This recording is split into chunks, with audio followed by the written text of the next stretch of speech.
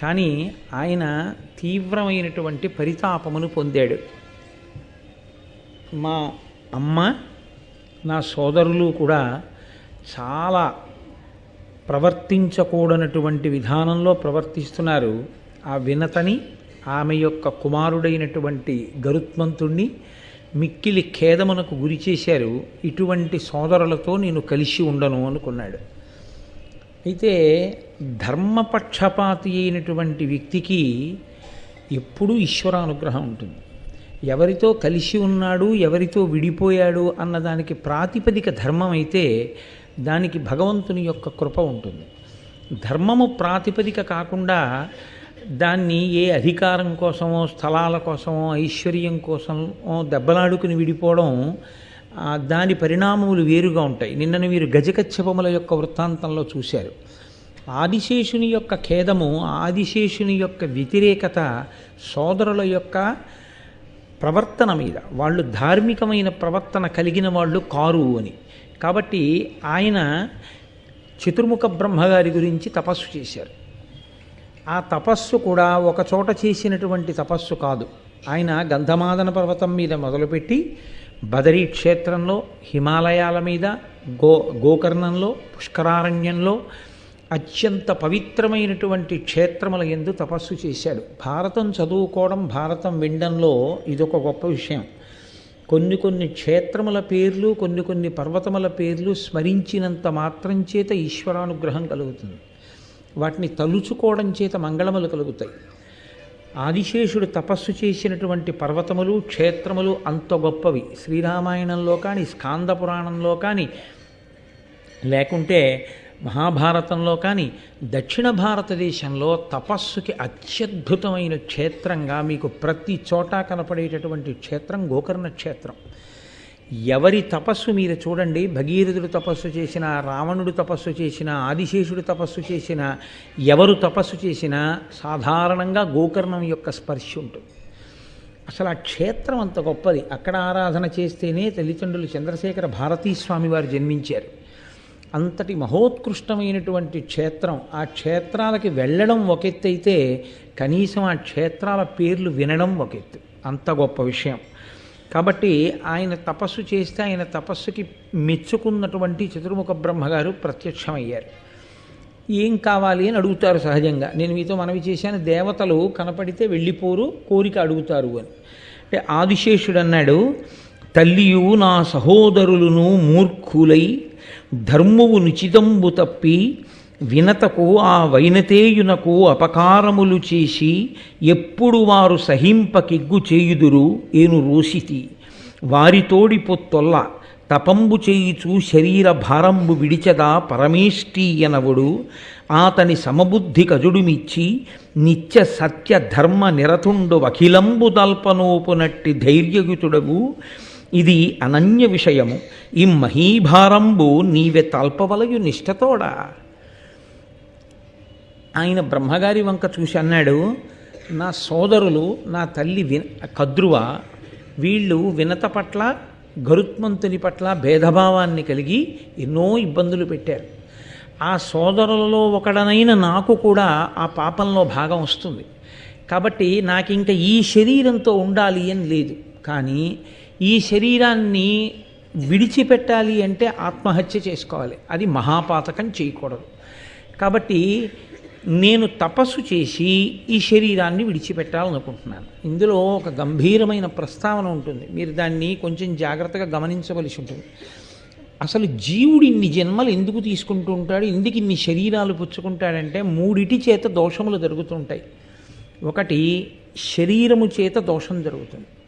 దీంతో చెయ్యకూడని పనులు చేస్తాడు. దీంతో ఎర్ర పువ్వు తొక్కాడనుకోండి, ఒక మహాపాపం దీని ఖాతాలో పడుతుంది. పాదం వెళ్ళి గోవుకు తగిలిందనుకోండి, ఒక మహాపాపం. పాదం వెళ్ళి తల్లిదండ్రులకి తగిలిందనుకోండి, ఒక మహాపాపం. ఈ శరీరంతో కొన్ని పాపాలు చేస్తాడు. ఏదో అసుర సంధ్య వేళలో నిద్రపోవడం ఇలాంటివి. మనసు చేత కొన్ని పాపములు చేస్తాడు. దాన్ని నేను పెద్ద వివరణ చెయ్యక్కర్లేదు. మనసుతో చేసేవి పైకి దొరికేవు కవు. లోపల ఏదో చూస్తాడు, ఒక వస్తువు, ఇది నాదైతే బాగుండు అనుకుంటాడు. అలా అనుకోవడం మానసికంగా చౌర్యం చేయడంతో సమానం. కాబట్టి మనసు చేత చేసిన దోషాలు ఉంటాయి. మూడవది వాక్కు చేత చేసిన దోషాలు ఉంటాయి. ఈ జన్మలో వేదాంత శ్రవణం చేయడం, ఈ జన్మలో మహాభారత శ్రవణం చేయడం వల్ల కలగవలసిన బుద్ధి ఏది అంటే, ఏ మూడిటి చేత పాపము చెయ్యడం వలన మళ్ళీ మళ్ళీ శరీరమును పొందవలసినటువంటి దుర్గతిని పొందామో ఆ దుర్గతిని పోగొట్టుకోవడానికి ఈ మూడిటినే తిప్పి వాడాలి. మళ్ళీ ఈ శరీరాన్ని తీసుకెళ్ళి దేవాలయంలో కూర్చోబెట్టడం, ఈ శరీరాన్ని తీసుకెళ్ళి గుడి చుట్టూ తిరుగని చెప్పడం, ఈ శరీరంతో వెళ్ళి ఈశ్వరుడి పల్లకీ పట్టుకో అని చెప్పడం, ఈ చేత్తో ఇన్ని పువ్వులు తీసి ఈశ్వరుడి పాదాల మీద వేయడం, ఈ తల ఉంచి పరమేశ్వరుడి పాదాలకు తగిలేటట్టు నమస్కరించడం, మహాత్ములు కనపడినప్పుడు స్వర్ణదండం పడిపోయినట్టు నేల మీద పడి వారికి నమస్కారం చేయడం, మనసు చేత పరమేశ్వరుణ్ణి చింతన చేస్తూ ఉండడం, మహాత్ముల యొక్క వైభవాన్ని ఆలోచన చేస్తూ ఉండడం, వాక్కు చేత భగవంతుని యొక్క కీర్తన చేస్తూ ఉండడం. ఏ మూడిటి చేత పాపం జరిగిందో ఆ పాపాన్ని మళ్ళీ ఈ మూడిటినే ఈశ్వరుని యందు మీరు న్యాసము చేసి ఆ పాపములను కాల్చవలసి ఉంటుంది. అది అసలు నమః అన్న మాటకి యథార్థమైన అర్థం ఏమి అంటే, మళ్ళీ ఈ మూడిటి చేత చేసిన ఏ ఏ పాపముల వలన మళ్ళీ మళ్ళీ జన్మలను పొంది కష్టములను సుఖములను ఎదుర్కొంటూ బాధపడుతున్నాడో అందులోంచి బయటపడడానికి ఈ మూడిటి చేతనే తిరిగి పుణ్యకార్యములను చేసి ఆ పాప పంజరము నుండి బయటపడాలి. బయటపడి సాత్విక బుద్ధితో కూడినటువంటి భక్తితో కూడిన కర్మాచరణము వలన పండడం వల్ల కలిగేటటువంటి జ్ఞానము వలన అద్వైత సిద్ధిని పొంది ఇక్కడే ఇప్పుడే పునరావృత్తి రహిత శాశ్వత శివ సాయుధ్య స్థితిని పొందగలిగినటువంటి వైభవాన్ని పొందగలిగి ఉండాలి. అందుకొరకు ఈ మూడిటిని వాడతారు. ఆదిశేషుడు ఇప్పుడు ఈ శరీరంతో ఏం చేయాలి? ఇంత పాపం సోదరులతో కలిసి పుట్టినందుకు వచ్చింది, ఇంక ఈ శరీరం ఉన్నంతకాలం ఆ పాపం ఉంటుంది. కాబట్టి శరీరాన్ని విడిచిపెడతాను. ఎలా విడిచిపెడతాను? ఇంకొకలా విడిచిపెడితే మళ్ళీ కొత్త పాతకం వస్తుంది, ఆత్మహత్యా దోషం. పరమేశ్వరుడు గురించి తపిస్తుంటారు. తపించడంలో ఈ శరీరం కొంత ఖేదపడుతుంది, ఈ శరీరం కొంత భగవంతుని యందు నిమగ్నం అవుతుంది. అలా కూర్చోవాలి, దేనికి జంకకూడదు. మనసు ఆయన యందు లగ్నం అవ్వాలి, వాక్కు ఆయననే స్తోత్రం చేస్తూ ఉండాలి. ఈ మూడు ఏకీకృతం అవడాన్నే తపస్సు అని పిలుస్తారు. తత్పాపమును పోగొట్టుకోవడానికి ఈ మూడిటిని ఏకీకృతం చేశాడు. మనం చేసినా అదే చేయవలసి ఉంటుంది. ఇప్పుడు బ్రహ్మగారు ప్రత్యక్షం అయ్యారు. నీకేం కావాలని అడిగారు. నాకేం ప్రత్యేకమైన కోరిక లేదు, జరగవలసిన అపరాధం పెద్దది జరిగిపోయింది, కాబట్టి ఇలా తపస్సు చేస్తూ శరీరం వదిలేస్తాను. వదిలిపెట్టేస్తే నేను తిన్నగా నేను చేసి ఉండకపోవచ్చు, కానీ మా అమ్మ మాటకు కట్టుబడి నా సోదరులు చేసిన తప్పు పనిలో నాకు కూడా భాగం ఉన్నట్టే లెక్క. ఆ పాపం నుంచి వినిర్ముక్తుడనవుతాను అన్నాడు. అంటే చతుర్ముఖ బ్రహ్మగారు వెంటనే ఒక చిరునవ్వు నవ్వి అన్నారు, నువ్వు నిత్య సత్య ధర్మ నిరతుండవు. నీకు సత్యమునందు ధర్మమునందు తాపత్రయం ఉంది. ఎప్పుడైతే నీకు అసలు అటువంటి తాపత్రయం ఉందో, ధర్మం కోసం నీకు బాధ బెంగ ఉన్నాయో, సత్యం కోసం బాధ బెంగ ఉన్నాయో, అప్పుడే నీ పాపం కాలిపోయింది. నిత్య సత్య ధర్మవ్రతుడైనటువంటి వాడు దేన్నైనా భరించగలిగినటువంటి స్థితిని పొందుతాడు. ఆదిశేషుడు సోదరులు ఇలా ప్రవర్తిస్తున్నారని ఆయనకున్న బలానికి ఆయనే చంపేయచ్చు సోదరుల్ని, కానీ చంపలేదు, భరించాడు. భరించి మళ్ళీ కొత్త పాపం తెచ్చి నా ఖాతాలో వేసుకోవడం ఎందుకు? తపస్సు చేత నా పాపం పోగొట్టుకుంటా అన్నాడు. ఇంత భరించగలిగిన శక్తి ఉన్నదే, ఇది పనికి రావాలి. ఇప్పుడు దాన్ని వాడుకోవాలి దేవతలం. అంతేకాని నువ్వు శరీరం వదిలేస్తే ఏం కలిసి వస్తుంది? నేను నిన్ను ఆజ్ఞాపిస్తున్నాను, నువ్వు ఒక బృహత్తరమైన కార్యాన్ని చెయ్యాలి. ఈ భూమినంతటినీ నువ్వు నీ పడగల మీద భరించి ఉంచు. ఇంత ఓర్పున్నవాడు నిత్య సత్య ధర్మ వ్రతుడైన వాడే భూమి భారమును భరించగలడు అనగా, మీరొక్క విషయాన్ని జ్ఞాపకం ఉంచుకోవలసి ఉంటుంది. భూమికి భారం ఎప్పుడు అంటే, భూమికి మామూలుగా ఉండేటటువంటి బరువు చేత బరువు భూమికి ఉండదు. ఇంతమంది ఉన్నారు కాబట్టి బరువు ఎక్కువైందండి, ఇందులో ఓ ఇద్దరిని తగ్గించేస్తే బరువు తక్కువ అవుతుందండి అని ఉండదు భూమికి. భూమికి బరువు దేని వలన అంటే, ధర్మనిరతిని మనుష్యుడు విడిచిపెట్టినా, సత్యనిష్టని మనిషి విడిచిపెట్టేసినా భూమికి బరువు అవుతుంది. చూడండి, నేనే అన్నం క్యారేజీలో పట్టుకుని వెళ్తున్నాను అనుకోండి, నాకు కొంచెం ఆకలిగా ఉందనుకోండి, తేలిగ్గా ఉంటాను. నేను పట్టుకెడుతున్న అన్నం అంటే నేను మోస్తున్న అన్నమే. ఈ అన్నం నేను తినేశాను, తినేగానే నాకు బరువుగా ఉంటుంది. చేతిలో పట్టుకున్నప్పుడు నేనే మోసాను, కడుపులో పట్టుకున్నప్పుడు నేనే మోసాను. కానీ ఆ అన్నం కడుపులో కెడితే నాకు బరువుగా అనిపించి కన్నులు మూతపడినట్టు పాపాచరణము మనుష్యులు చేస్తుంటే సత్యమును విడిచిపెట్టేస్తే భూమికి బరువు అవుతుంది. బరువు అయితే భూమి ఎవరికి చెప్తుంది అంటే రక్షణ చెయ్యవలసిన వాడు స్థితికారుడు విష్ణువు కాబట్టి ఆయనకి చెప్తుంది. నేను ఈ భూభారమును మొయ్యలేకపోతున్నాను అంటుందంటే పాపమును నేను భరించలేకపోతున్నాను. అప్పుడు ఈశ్వరుడు ఏం చేస్తాడంటే అవతార స్వీకారం చేస్తాడు. ఎవరు అధర్మము పెచ్చరిల్లడానికి కారణమై ఉన్నారో వాళ్ళని చెనకుతాడు. అది కూడా అనుగ్రహమే అవుతుంది. అప్పుడు అది అవతారమునకు కారణమవుతుంటుంది. అవతారము అంటే ఈశ్వరుడు కిందికి దిగివచ్చుట అని. కాబట్టి భూమి భారము తగ్గాలంటే భూమి భారమును పంచుకోవడానికి ఎవరు సమర్థుడు? సత్యధర్మములతో ఉన్నటువంటి వాళ్ళు భూమి మీద ఉంటే భూమాత సంతోషిస్తుంది వాళ్ళు ఉన్నారు అని. అంత గొప్ప సత్యధర్మవ్రతుడవైనటువంటి నువ్వు ఈ భూభారమును మొయ్యడానికి తగినవాడివి కాబట్టి నీ పడగల చేత ఈ భారమును వహించు అని ఆయన ఒక సలహా చెప్పాడు బ్రహ్మగారు. నీ సోదరుడు కేవలము గరుత్మంతుడు మాత్రమే కాదు, నీ సోదరులు కేవలము పాములే కాదు, గరుత్మంతుడు కూడా నీకు సోదరుడే. మిగిలిన పాముల విషయం పక్కన పెట్టు. పుణ్యాత్ముడు ధర్మాత్ముడు గొప్ప ఈశ్వర విభూతిని కలిగి ఉన్నవాడితో సంబంధాన్ని ఎన్నడూ విడిచిపెట్టుకోవద్దు. ఇది ఆనాడు కాదు, ఏనాటికి కూడా అందరికీ అది సందేశం. ఏది పోయినా పర్వాలేదు జీవితంలో, భగవత్ సంబంధం ఉన్న వ్యక్తితో అనుబంధం మాత్రం ఎన్నడూ పోగొట్టుకోకూడదు.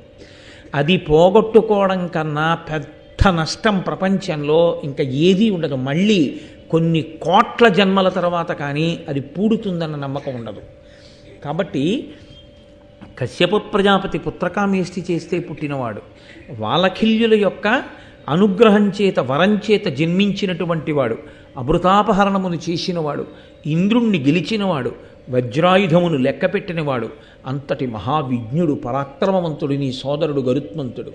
ఆయనతో మాత్రం నువ్వు నీ అనుబంధాన్ని కొనసాగించు. ప్రయత్నపూర్వకంగా గరుత్మంతునితో నువ్వు చెలిమి చెయ్యి అని చెప్పి ఆదిశేషుణ్ణి భూభారమును వహించడం కోసమని ఆయన నియంత్రించాడు.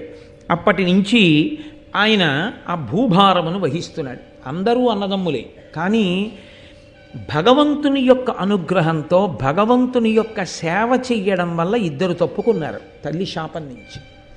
ఒకరు ఆదిశేషుడు, రెండవ వారు వాసుకి. వాసుకి పాలసముద్రాన్ని చిలికినప్పుడు మందర పర్వతాన్ని కవ్వంగా చేసి చిలకడానికి ఒక త్రాడు కావలసి వచ్చింది.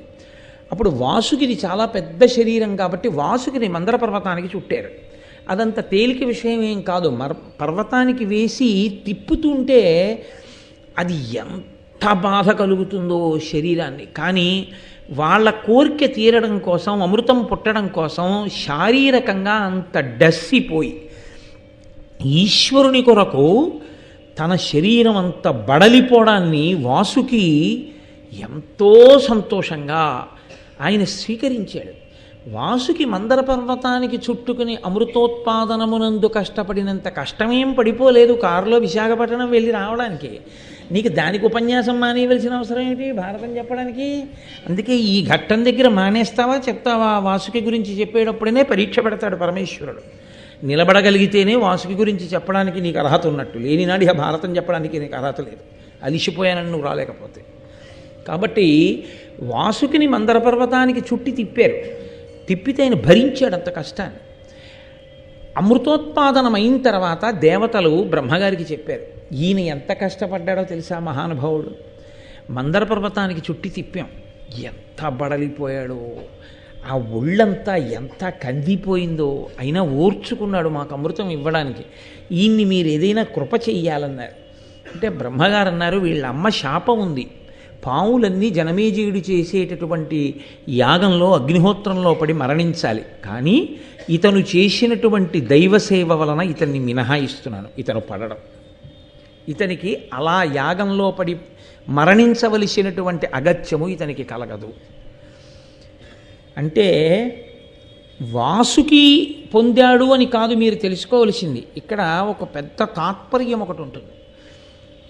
ప్రమాదము అని ఒక మాట శాస్త్రంలో. ప్రమాదము అన్న మాటకు అర్థం ఏమిటంటే దైవము చేత మనం చేసినటువంటి కర్మ లెక్కింపబడి కాలమునందు నీకు మీరుగా రక్షణ చేసుకోలేని స్థితిలో వచ్చేటటువంటి ఒక సంఘటన వలన కలిగేటటువంటి బాధకు ప్రమాదమని పేరు.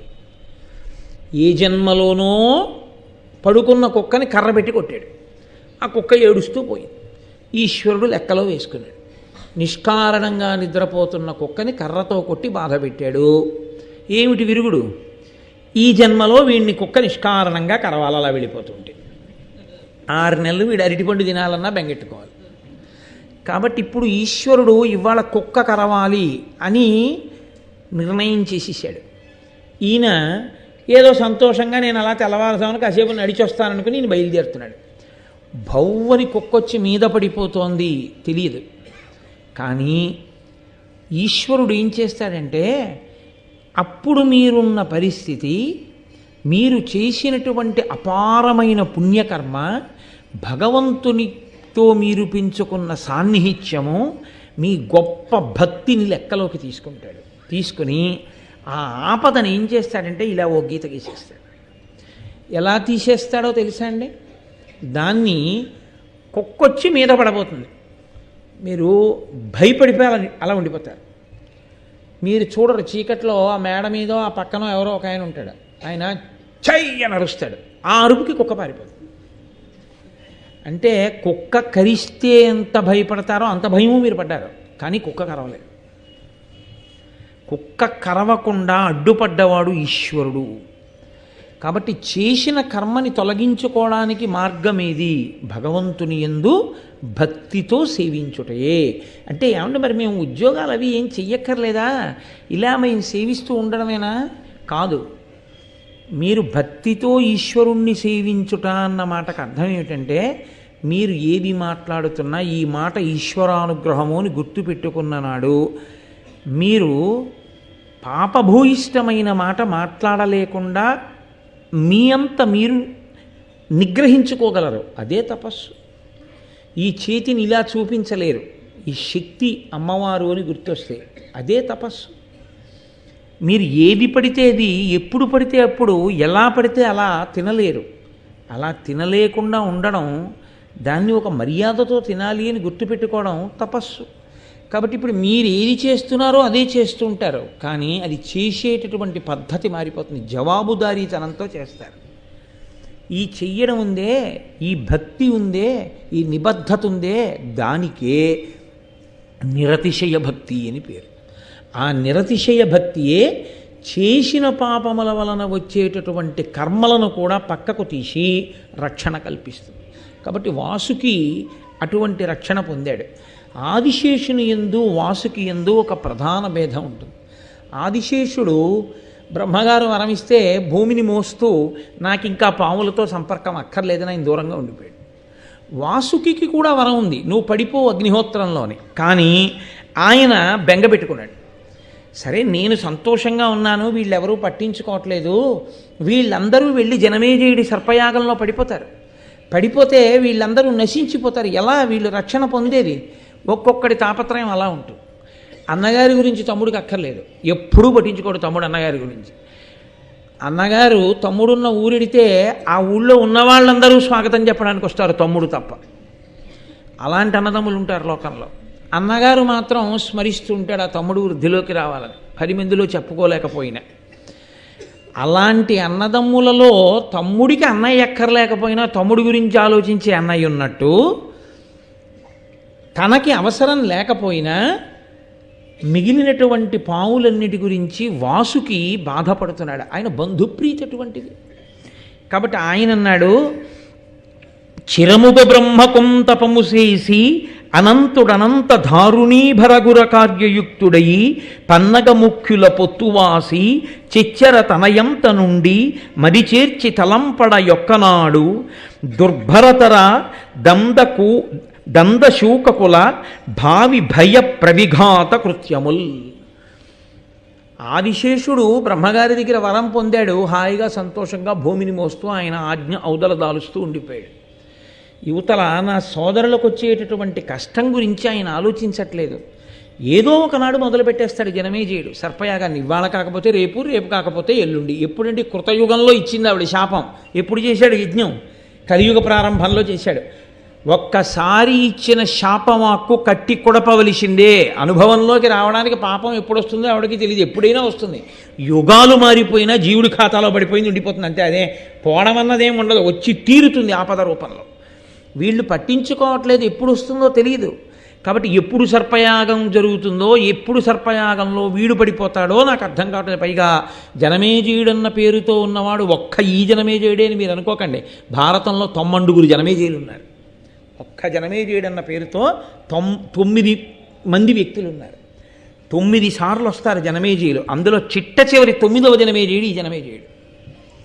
కాబట్టి జనమేజయుడు సర్పయాగం చేయడం అంటే జనమేజయుడు అన్న పేరున్నవాడు ఏ కారణానికి ఎప్పుడు ఏం చేస్తాడో వాళ్ళు వస్తూనే ఉంటారు. పురువంశ ప్రారంభం నుంచి వచ్చారు వాళ్ళు.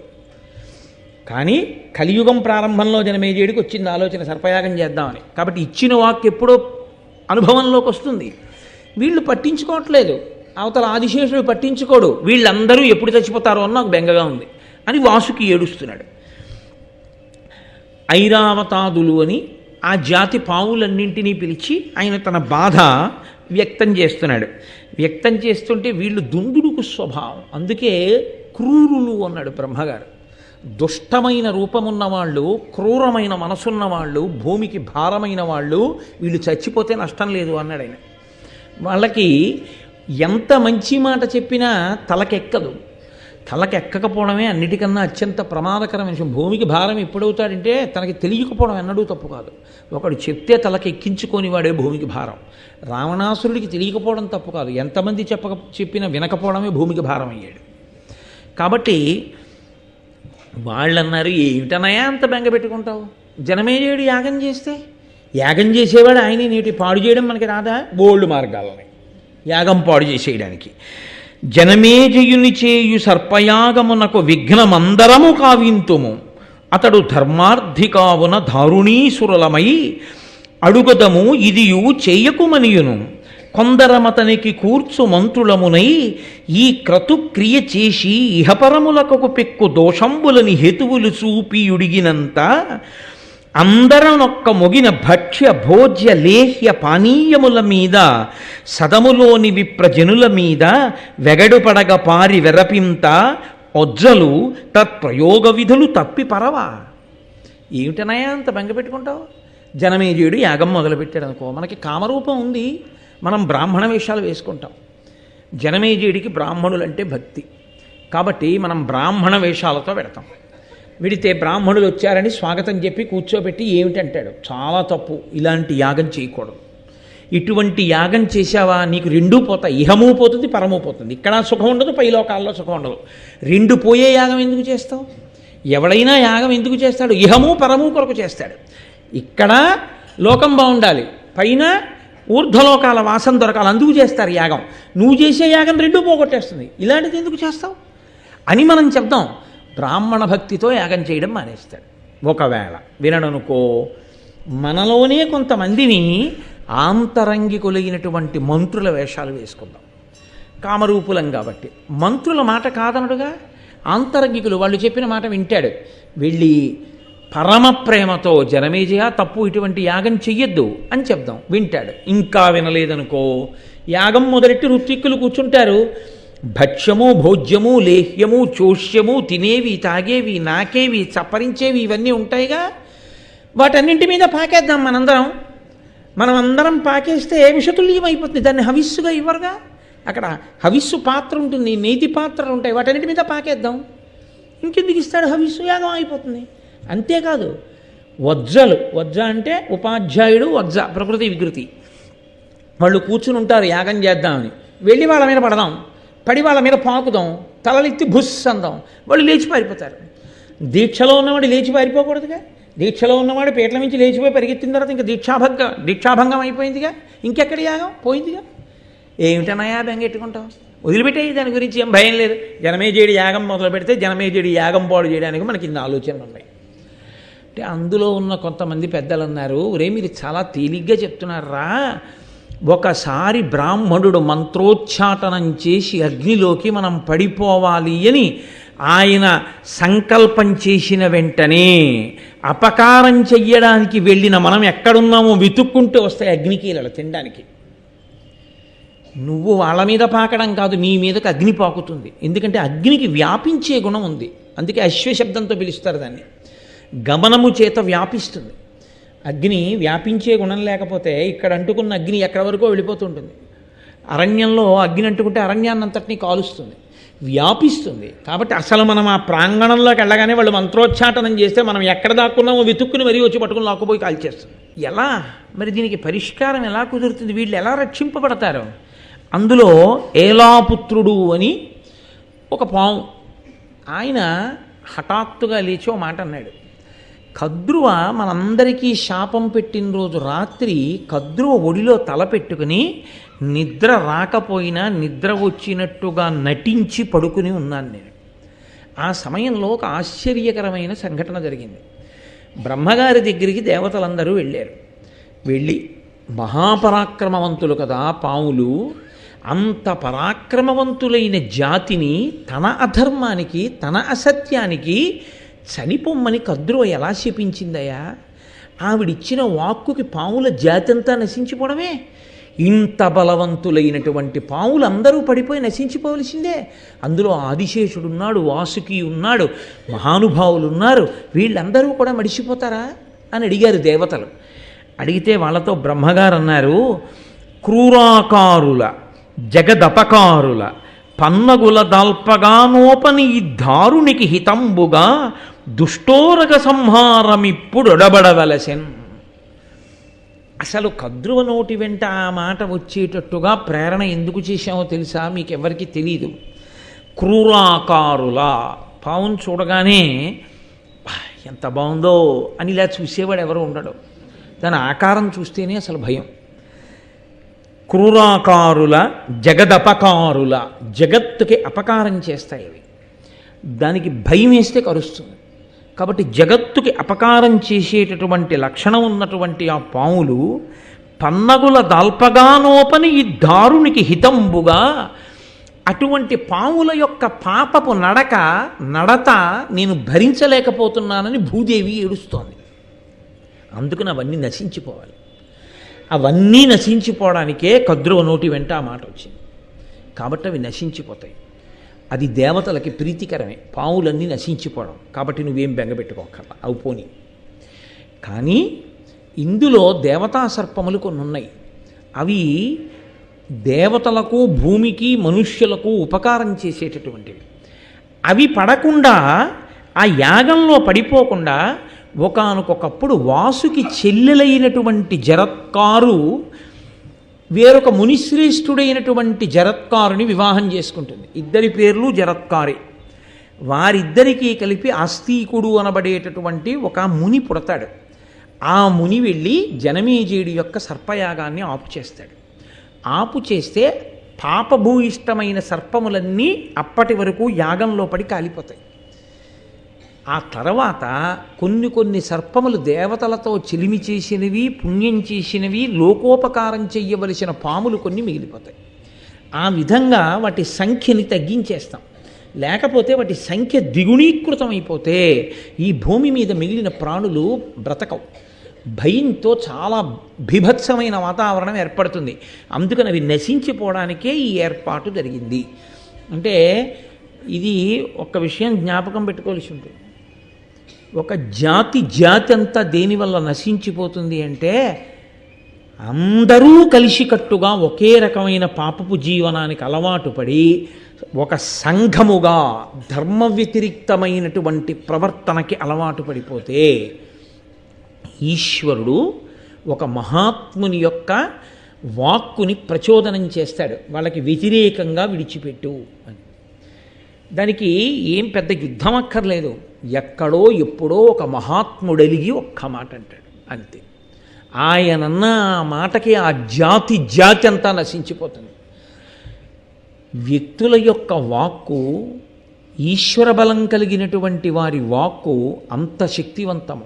దాన్ని ఈశ్వరుడు ప్రచోదనం చేయించి ఇబ్బందులు తీసుకొస్తూ ఉంటాడు. ఎప్పుడు మన జీవనము పాపభూయిష్టమైతే, మనం ధార్మికంగా ఉంటే ఆ ఈశ్వరుడే మనని రక్ష చేస్తాడు. అందుకే ఘోర అఘోర రూపములు రెండూ ఈశ్వరుడికే ఉంటాయి సనాతన ధర్మంలో. తప్ప భయపెట్టడానికి ఓడు, భయపెట్టిన వాడి నుంచి రక్షించడానికి ఓడు సనాతన ధర్మంలో ఉండరు.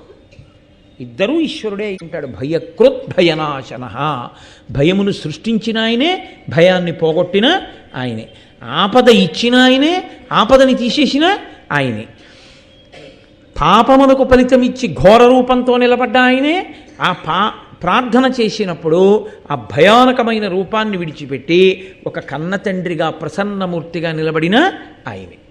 కాబట్టి మన నడవడిని బట్టి ఈశ్వరుడు మనకి కనపడము అన్నది, ఈశ్వరుడు మనకు ఫలితం ఇవ్వడము అన్నది ఆధారపడి ఉంటుంది. కాబట్టి అటువంటి మహాపురుషుడు ఒకడు జన్మించాలి. జన్మించితే ఆనాడు మనందరం గట్టున పడతాం. కాబట్టి ఇప్పుడు ఆయన ఎక్కడున్నాడు? ఆ ఆస్తికుడు పుట్టడానికి ఆ జరత్కారు ఎక్కడున్నాడు? ఆ జరత్కారుడు దొరికితే వాసుకి చెల్లెలైన జరత్కారువునిచ్చి వివాహం చెయ్యాలి అని ఆయన వైపుకి కథ తిరిగింది. ఇప్పుడు తిరిగితే ఆయన యయావర వంశమునందు శ్రేష్ఠుడు, బ్రహ్మచారి, గొప్ప నియమపాలనం చేసేటటువంటి వ్యక్తి. ఇంకా ఎంత ఘోరమైన బ్రహ్మచర్యం అంటే ఆయన ఊర్ధ్వరైతస్కుడు. ఆయన భార్య అన్న మాటని కూడా స్మరణలోకి రానివ్వలేదు. అంత గొప్పగా శాస్త్రాధ్యయనం చేశాడు, అంత గొప్ప తపస్సు చేశాడు. అయితే బ్రహ్మచారిగా శాస్త్రాధ్యయనం చేయడం, బ్రహ్మచారిగా తపస్సు చేయడం చాలా గొప్ప విషయాలు. కానీ ఇవి ఎంతవరకు పనికొస్తాయి? ఒక వయస్సు వరకే.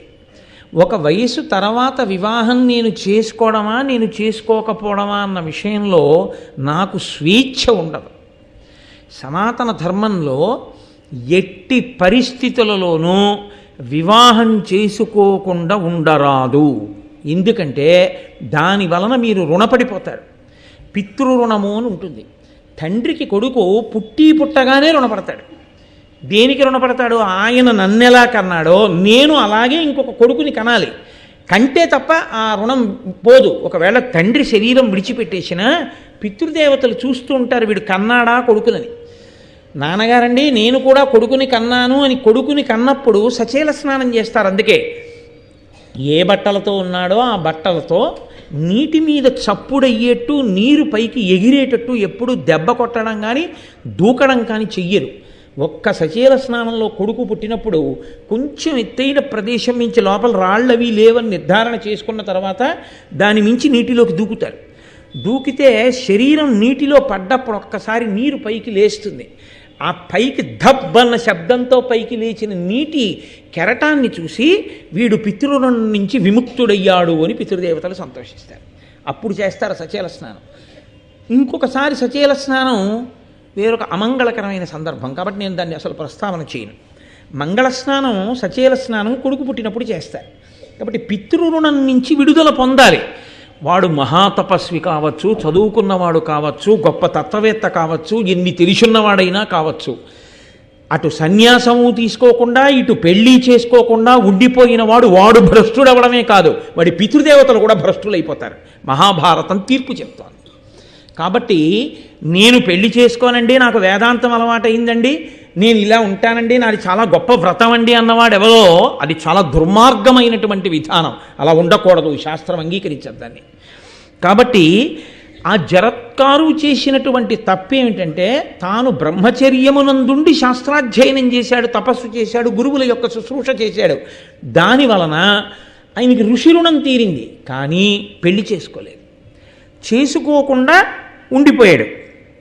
ఘోరవ్రతములు సలుపుచు దార పరిగ్రహము సేయ తానొల్లక సంసారపు భవభీతి అపార వ్యామోహపాశ బంధచ్యుతుడై. ఆయన భార్యని స్వీకరిస్తే పిల్లలు పుడతారు, పిల్లలు పుడితే సంసారం వస్తుంది, సంసారం వస్తే మాయ కమ్ముతుంది, మాయ కమ్మితే మళ్ళీ పుట్టాలి. కాబట్టి అసలు నేను దారని స్వీకరించను, నేను పాణిగ్రహణం చేయను, నాకు భార్య వద్దు, గృహస్థాశ్రమం వద్దు అని ఆయన పెళ్లి చేసుకోకుండా ఉండిపోయాడు. ఉండిపోయి ఒక రోజున ఎందుకో ఈశ్వరుని యొక్క అనుగ్రహం ఒక ప్రాంతంలో తిరుగుతున్నాడు. ఆ తిరుగుతున్నటువంటి సమయంలో అక్కడ కొంతమంది ఆ నీటి సరస్సు ఒకటి ఉంది, ఆ నీటితో కూడినటువంటి ఒక చిన్న సరస్సు, అక్కడ ఔరుగడ్డితో చేయబడినటువంటి దుబ్బులు కొన్ని ఉన్నాయి. ఆ దుబ్బుల యొక్క వేర్లు ఎలకలు కొరికేసాయి. ఒకే ఒక్క వేరు ఉంది, అసలేది గడ్డి దుబ్బు. ఆ గడ్డి దుబ్బుకున్నది ఒక్క వేరు. ఆ ఒక్క వేరుతో ఉన్నటువంటి గడ్డి దుబ్బుకి గడ్డి పరకలు చాలా ఉంటాయి కదండి, ఆ పరకలన్నీ పట్టుకుని కొంతమంది తలకిందులుగా వ్రేలాడుతూ సూర్యకిరణాలు తింటున్నారు. తింటుంటే ఈయనన్నాడు వాళ్ళని చూసి, అబ్బో ఇది ఒక గొప్ప తపస్సులా ఉంది, ఒక వేరున్న గడ్డి దుబ్బుకున్న గడ్డి పరకలు పట్టుకుని ఇంతమంది తలకిందులుగా వ్రేలాడుతూ సూర్యకిరణాలు తింటూ ఉన్నారు, గడగడ గడగడ వణుకుతున్నారు మీ అందరూ, తలలు కంపిస్తున్నాయి, నాడులు పైకొచ్చున్నాయి, ఇంత గొప్ప తపస్సు ఎలా చేస్తున్నారు, దీని యొక్క గొప్పతనం ఏమిటో నాకు చెప్తే నేను చేస్తాను అన్నాడు. అంటే వాళ్ళు అన్నారు, ఆ తలక్రిందులుగా వేలాడుతున్న వాళ్ళు, మా ప్రారంధమయ్యా, ఇది తపస్సు కాదు, మా వంశంలో జరత్కారుడు అనబడేటటువంటి వాడు ఒకడు పుట్టాడు. వాడు పెళ్లి చేసుకోనని భీష్మించాడు. వాడు పెళ్లి చేసుకోనని భీష్మించిన కారణం చేత ఇదిగో తిరగేసి కట్టబడ్డాం, వేలాడుతున్నాం. ఆ వేర్లు ఆ పిల్లవాడు పెళ్లి చేసుకోకుండా ఉన్న కొద్దీ యమధర్మరాజు గారు ఎలక రూపంలో కొరికేస్తున్నాడు ఆ వేర్లు. కాబట్టి ఇప్పుడు మా పుణ్యం, మేము చేసిన తపస్సు మమ్మల్ని రక్షించకుండా పోతాం. మేము చాలా ధార్మికంగా జీవించాం, మేము చాలా గొప్ప తపస్సు చేశాం, కానీ ఉపయోగమే ఉంది. అదిగో మా వంశంలో పుట్టినవాడు పెళ్లి చేసుకోవడం మానేశాడు, దానివల్ల ఇంకొక వేరు ఉండిపోయింది. అంటే ఇంకా వాడు పెళ్లి చేసుకుంటానని అంగీకరించి పెళ్లి చేసుకుని ఒక కొడుకుని కనడానికి ఉన్నటువంటి సమయము చాలా కొద్దిగా మిగిలి ఉంది. వాడు కానీ ఈ కాస్త సమయంలో కూడా పెళ్లి చేసుకోకుండా అలాగే ఉండిపోతే ఆ ఒక్క వేరు యమధర్మరాజు గారు కొరికేస్తాడు. కొరికేస్తే ఇది తపస్సు కాదుగా, కొరకగానే అంతే వేగంతో మేము అధోలోకములకు వెళ్ళిపోతాం. ఇక మాకు ఊర్ధ్వలోకవాసం ఉండదు. మేము చెయ్యని పాపానికి, మేము చెయ్యని నేరానికి ఒక ధూర్తుడైనటువంటి కొడుకు పెళ్లి చేసుకోకుండా ఉండిపోయి మేము లోకాన్ని ఉద్ధరిస్తున్నామని చెప్పుకు తిరుగుతూ తపస్సు చేస్తున్నానని చెప్పుకుంటున్న వాడి వల్ల మేము ఇంతటి నేరాన్ని పొందాం. వాడు తపస్సు చెయ్యక్కర్లేదు, శాస్త్రాలు చదవక్కర్లేదు, ఇంకోటి చెయ్యక్కర్లేదు. వాడు గృహస్థాశ్రమంలో ఉండి వాడి ధర్మం వాడు చేసి ఉంటే మేమందరం తరించి ఉండేవాళ్ళం. కాబట్టి నాయన, నువ్వెవరో మాతో ప్రీతి కలిగిన బంధువు మాట్లాడినట్టు మాట్లాడావు. నీకెప్పుడైనా మా వాడు ఆ జరత్కారుడు అన్నవాడు కనపడితే వాడికి చెప్పవయ్యా మా బతుకి ఇలా ఉందని అన్నాడు. అంటే ఆయన అన్నాడు, మీరలు నా దేవతలు ఆరాధ్యులు, ఏను మీకు ఆత్మజుడ జరత్కారుడను వాడ, ముందర దార పరిగ్రహము సేయ తగులదు బుద్ధిన్. అయ్యయ్యో, మీరు వెతకమన్న జరత్కారుడు ఎవరో కాదు, నేనే. మీరే నా తాత తండ్రులు. నేను ఎంత అపరాధం చేశాను ఏమిటో, ఇన్నాళ్ళ నుంచి పెళ్లి చేసుకోకుండా ఉండిపోవడం గొప్ప అనుకుని పెళ్లి చేసుకోకుండా ఉండిపోయాను. ఇప్పుడు అర్థమైంది, పెళ్లి చేసుకోకుండా ఉండి ఎంత శాస్త్రాధ్యయనం చేసి ఎన్ని చేసినా వాడు ఇంకోళ్ళని ఉద్ధరించడం మాట దేవుడు, వాడి పితృదేవతల్ని వాడే ఉద్ధరించుకోవడం. కాబట్టి నేను తప్పకుండా పెళ్లి చేసుకుంటాను. మిమ్మిట్లు చూచి నీకు హితం మెట్లగు అట్లకా ముదంబున దారార్థము ప్రవర్తింపగా చిత్తమిపుడే పుట్టె నాకు ధర్మస్థితిమై. మిమ్మల్ని చూసిన తర్వాత నాకు బాధ కలిగింది. అయ్యో, నేను పెళ్లి చేసుకోకపోవడం వల్ల ఎంత ప్రమాదం వచ్చింది అన్న విషయం నాకు అర్థమైంది. కాబట్టి నాకు ఇప్పుడు బుద్ధి వచ్చింది, కాబట్టి నేను వివాహం చేసుకుని తప్పకుండా సంతానాన్ని కంటాను. నేను సంతానాన్ని కంటే మీరు ఊర్ధ్వలోకాలకి వెడతారు. కాబట్టి ఈ ఒక్క వేరు కొరకబడే లోపలే నేను తప్పకుండా వివాహం చేసుకుంటాను. అంటే జరత్కారుని యొక్క తండ్రి తాతలు ఒక ధర్మాన్ని చెప్తున్నారు లోకానికి. ఎందుచేత అంటే ఇవాళ లోకంలో మెట్ట వేదాంతము అని ఒక మాట, వాడు ఏవో 4 మాటలు వింటాడు. విని పెళ్లి చేసుకోవలసిన వాడు ఇంటికి వెళ్ళి ఏమిటి సంసారం, నేను పెళ్లి చేసుకోనంటాడు. ఆ తల్లిదండ్రులు ఎంత బెంగెట్టుకు చచ్చిపోతుంటారో తెలియదు. మీకు అనుభవంలో ఉందో లేదో నాకు తెలియదు కానీ ఇగో ఇలాంటి ప్రసంగాలు చేసిన పాపానికి ఏమవుతుంటుందంటే నాకు ఫోన్లు వస్తుంటాయి అప్పుడప్పుడు. అయ్యా నేను పెళ్లి చేసుకోనండి, నేను అదేంటి అది చదివాను ఇది చదివాను, సంసారంలో పడిపోయి పాడైపోవడం ఎందుకండి, నేను ఇలా బ్రహ్మచారిగా ఉండిపోయి తరించాలనుకుంటున్నాను. అప్పుడు నేను తరచుగా చెప్తుంటా, దేవీ భాగవతంలో కూడా ఉంది జరత్కారు వృత్తాంతం. మహాభారతం ఆదిపర్వంలోనో దేవీ భాగవతంలోంచి ఒకసారి జరత్కారుడి యొక్క వృత్తాంతం చదువుకుని అది చదివిన తరువాత నువ్వు నాకు ఫోన్ చేసి మాట్లాడు అని చెప్తుంటాను. చాలామంది అది ఎక్కడో సేకరించుకుని చదివిన తర్వాత అయ్యా నేను పెళ్లి చూపులకు వెళ్తున్నానండి అంటుంటారు. అందుకని ఫోన్లే నన్నయ్య గారు మహానుభావుడు వ్యాస భగవానుడు లోకాన్ని ఇలా రక్షించాడు, ఎంతమంది తల్లిదండ్రులు రక్షింపబడుతున్నారు అనుకుంటూ ఉంటారు.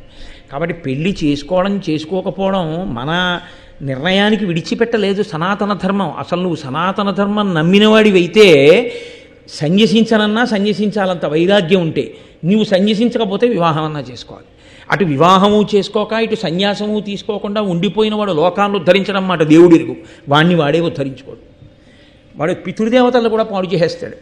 కాబట్టి ఇప్పుడు జరత్కారుని యొక్క తల్లిదండ్రులు అంటున్నారు, ఆ తండ్రి తాతలు అంటున్నారు, తగియడు పుత్రులంబడసి ధర్మవు తప్పక తమ్ము ఉత్తముల్ పొగడగా మన్ మహామతులు పొందుగతుల్ కడు ఘోరనిష్టతో తగిలిత పంబు చేసియును దక్షిణి లెమ్ముగా ఇచ్చి యజ్ఞముల్ ఎడగడ చేసియున్ పడయనేర రపుత్రకులైన దుర్మతుల్.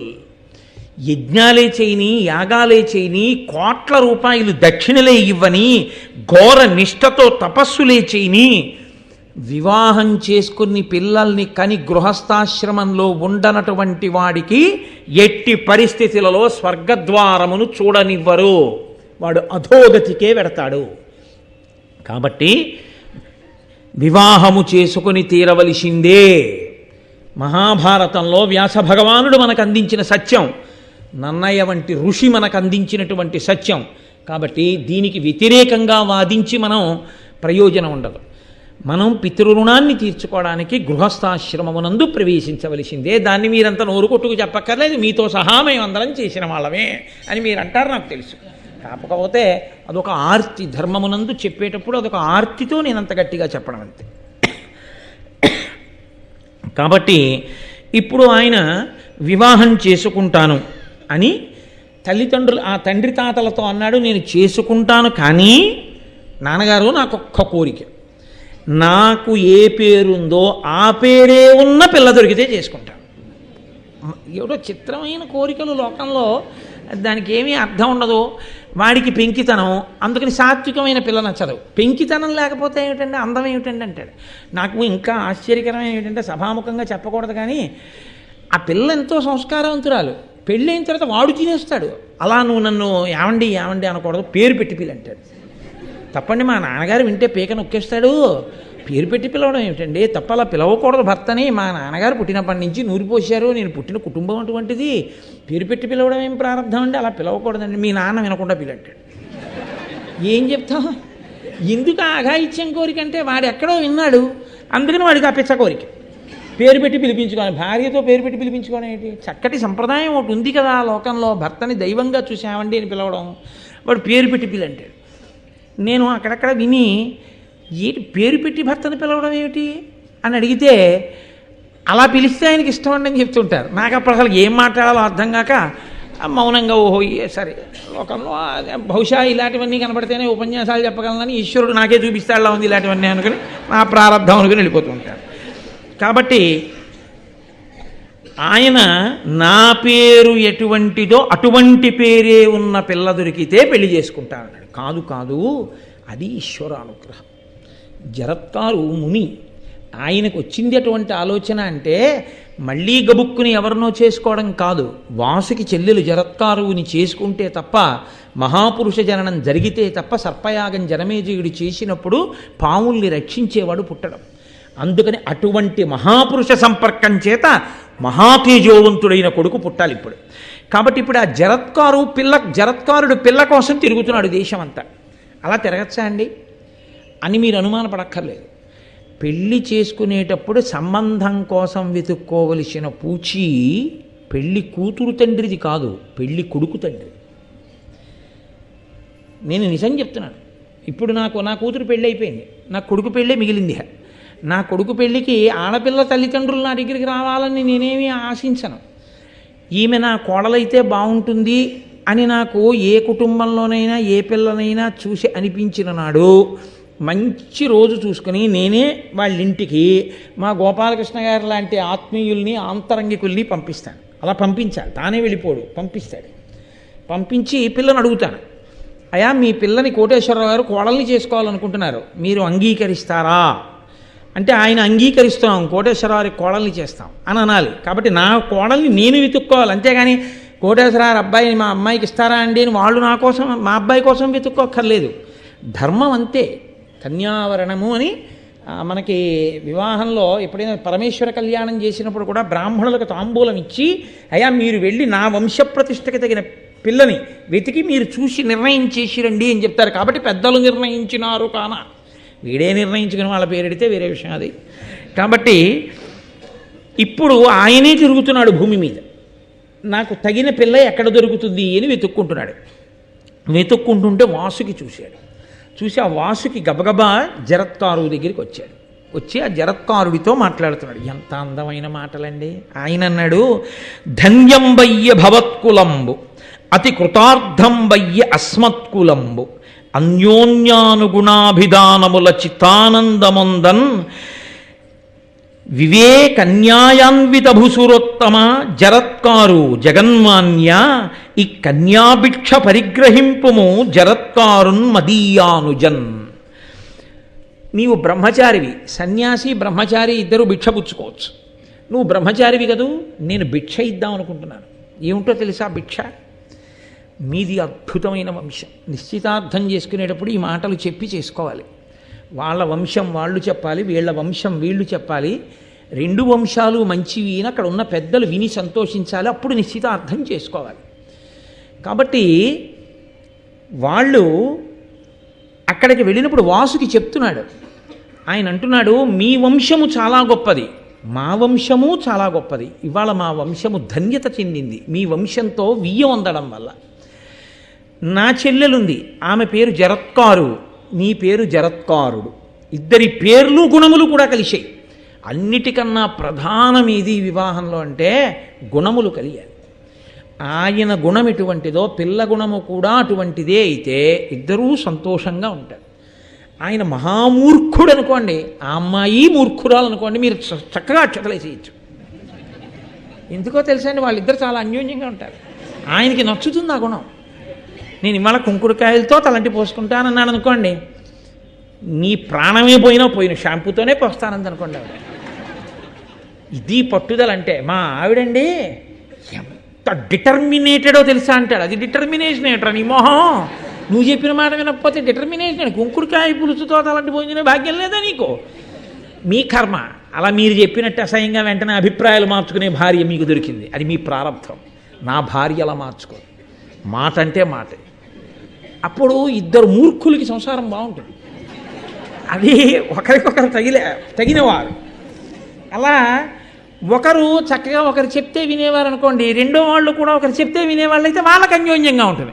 ఒకడు మూర్ఖుడు, ఒకళ్ళు చెప్తే వినేవాళ్ళు అనుకోండి, రెండో వాళ్ళు నలిగిపోతూ ఉంటారు. ఈవిడ వినడమే, ఆయన వినడు. ఎప్పుడు ఆయన జీవితంలో వినడం అన్నది లేదు, ఈవిడ జీవితంలో ఆయనకి చెప్పడం అన్నది లేదు, చెప్పి ఒప్పించడం అన్నది లేదు. వాళ్ళ జీవితం అంతా అలాగే ఉండిపోతుంది. అప్పుడు ఏమిటి మన ఇద్దరం అక్షతలు వేసి ఏమిటి ఉపయోగం? ఏమి ఉండదు. కాబట్టి ఎవరికి తగిన గుణము వారికి ఆ తగిన గుణము వారే లభిస్తే బాగుంటుంది. ఒక్కొక్కడికి మార్నింగ్ షో చూడడమే ఇష్టం. ఏమిటో అదో విచిత్రంగా ఉంటుంది కొంతమందికి. ఏమిటో నాకు స్నేహితుడు ఉండేవాడు, ఎక్కడ ఈ టీవీ ఛానల్ ఎక్కడ ఈ ఉపన్యాసం విన్నాడంటే నా బతుకు బట్టబయలు చేసాడు వీడు అనుకుంటాడు. వాడిని ఉరే ఎందుకురా సెలవు కదురా ఫస్ట్ షోకి వెళ్ళరా అంటే, అలా కాదు నీకు తెలీదు, పొద్దున్న 8:30 కల్లా పలహారం చేసేసి ఆ టికెట్లకి క్యూలో నిలబడి వెళ్ళి పోరాటం చేసి టికెట్ కొనుక్కుని వెంటనే లోపలికి వెళ్ళిపోయి బయటంతా వెన్నెలగా ఉంటే ఇక్కడ చీకట్లో కూర్చొని సినిమా చూసి 1:30 అయిపోకో 1 అది విడిచిపెడితే అప్పుడు నకలాడుతూ ఇంటికి వెళ్ళి అప్పుడు పెట్టించుకుని అన్నం తిని పడుకుంటే ఎంత సంతోషంగా ఉంటుందో. సెలవు నీకేం తెలుసు, నువ్వు ఎప్పుడు ఫస్ట్ షోకి వెళ్దామంటావు. ఆ ఫస్ట్ షోకి వెళ్ళకూడదు, మార్నింగ్ షోకి వెళ్ళాలని వాడికి ఫస్ట్ షోకి వెళ్ళే పిల్ల దొరికితే చాలా కష్టం కదండి. మార్నింగ్ షోకి వెళ్ళే పిల్ల దొరికింది అనుకోండి, వాళ్ళిద్దరూ చట్టాపట్టాలు ఎదుగుపోతారు కాదు. నేను గుణములు కలవడం చాలా ప్రధానం. అంటే నేను చాలా హేయమైన రీతిలో తీసుకొచ్చి ఉదాహరణ చెప్పాను. గుణములు కలిసాయనుకోండి, వాళ్ళకి నప్పింది, హాయిగా ఉన్నారు, అది ప్రధానం. ఇద్దరూ కలిసి ఉంటే చాలు. కాబట్టి ఇద్దరూ కలిసి ఉంటారు. గుణములు, ఇద్దరి పేర్లు కూడా కుదిరేయో, ఇది విచిత్రం అన్నాడు వాసుకి. గుణములే కాదు, పేర్లు కూడా కలిసాయి మీ ఇద్దరికి. నా చెల్లెలి పేరు జరత్కారు, నీ పేరు జరత్కారుడు. బాగుంది కదా, చక్కగాను. జరత్కారు వెట్స్ జరత్కారు అని వేస్తే చూసేవాళ్ళు ఇదేం వెడ్డింగ్ కార్డ్ అని తెలబోరు. కాబట్టి ఈ పెళ్లి చేద్దాం మనం అంటే, ఆయన కూడా నేను ఇలాంటి పిల్ల కోసమే వెతుక్కుంటున్నాను తప్పకుండా, కాబట్టి పెళ్లి చేసుకుందాం. కానీ మీరు ఇందులో ఈయన స్వభావంలో ఒక గుణం చూడాలి. అది దైవదత్తమో ఇంకొకటో, కానీ ఎప్పుడు తనకు నిర్ణయం చేసుకుని ఆ నిర్ణయానికి కట్టుబడిపోవడం ఆయన లక్షణం, ఆ జరత్కారుడికి. కాబట్టి ఇప్పుడు ఆయన, ఇదిగో నీకు పిల్లనిస్తున్నాను స్వీకరించు అంటే, ఆయన అన్నాడు తప్పకుండా అని, నేను నిన్ను వివాహం చేసుకుంటున్నాను, పణిగ్రహణం చేసి నిన్ను నా పత్ని స్థానంలోకి తీసుకుంటున్నాను. కానీ ఒకటి గుర్తుపెట్టుకో, ఎన్నాళ్ళు నువ్వు నన్ను అగౌరవపరచకుండా ఉంటావో అంతకాలం మన ఇద్దరం కలిసి ఉంటాం. నియమాభీలుడగు పతికి పవళుల్ రేలును ఏమరక పరిచరించుచునుండెన్. కత్తి మీద నడిచేవాడు ఎలా నడుస్తాడో అంత జాగ్రత్తగా పగలనక రేయనక ఆయన్ని అనువర్తిస్తూ కాలం గడుపుతాను. సరే, అనవరత భక్తి బాయక తన పతికిన్ ప్రియము చేసి తద్దయు గర్భం వనురక్తి దాల్చి యొప్పెను దినకర గర్భయగు పూర్వ దిక్సతి ఓలెన్. అపారమైనటువంటి అనురాగంతో ఆయన్ని అనుకరించి ఆయనని అనువర్తించిన కారణం చేత భర్త యొక్క అనురాగమును పొందినదై ఆయన అనురాగ ఫలితముగా ఆమె గర్భమును ధరించింది. ఇప్పుడు ఆమె గర్భముతో ఉంటే ఎలా ఉందో చెప్తున్నారు నన్నయ్య గారు. సూర్యభగవానుడనబడేటటువంటిని బిడ్డని ప్రసవించేటటువంటి పూర్వ దిక్కు తూర్పు దిక్కు అనే కాంత ఎలా ఉంటుందో అలా ఉందిట. తూర్పు దిక్కు అన్న కాంత కడుపులో సూర్యుడు అన్న పిల్లాన్ని పెట్టుకుని ప్రసవించింది అనుకోండి, పుట్టే పిల్లాడు నెత్తుటి గుడ్డు కదండి పుడతాడు, నెత్తుటి గుడ్డు పుడుతుంది. అందుకని సూర్యోదయం కూడా ఎర్రగా ఉంటుంది. అంతటి నెత్తుటి గుడ్డుని కడుపులో పెట్టుకున్న పూర్వదిక్కనబడేటటువంటి కాంత ఎలా ఉందో గర్భిణి అయిన జరత్కారు అలా ఉందిట. ఎందుకు ఆ మాట అన్నాం? అక్కడ సూర్యోదయం అయితే చీకట్లు పోతాయి, అక్కడ సూర్యోదయం అయితే రాక్షసులు పోతారు. ఇక్కడ ఈవిడ గర్భం పండి పిల్లవాడు పుడితే పాములకి అలుముకున్న చీకట్లు పోతాయి. జరత్కారు వంశంలో ఒక్క వేరు ఉన్నటువంటి దుబ్బులు పట్టుకుని వేలాడుతున్నటువంటి తాత తండ్రులు ఊర్ధ్వలోకాలకు వెళ్ళిపోతారు. కాబట్టి ఇద్దరినీ అనుగ్రహిస్తాడు సూర్యుడు వచ్చి అనుగ్రహించినట్టు. అందుకని పూర్వదిక్కుతో పోల్చారు ఆవిడ్ని.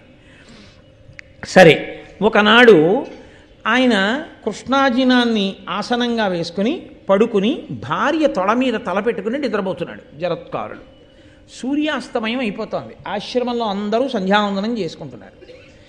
సంధ్యావందనం అత్యంత ప్రధానమైన విషయం.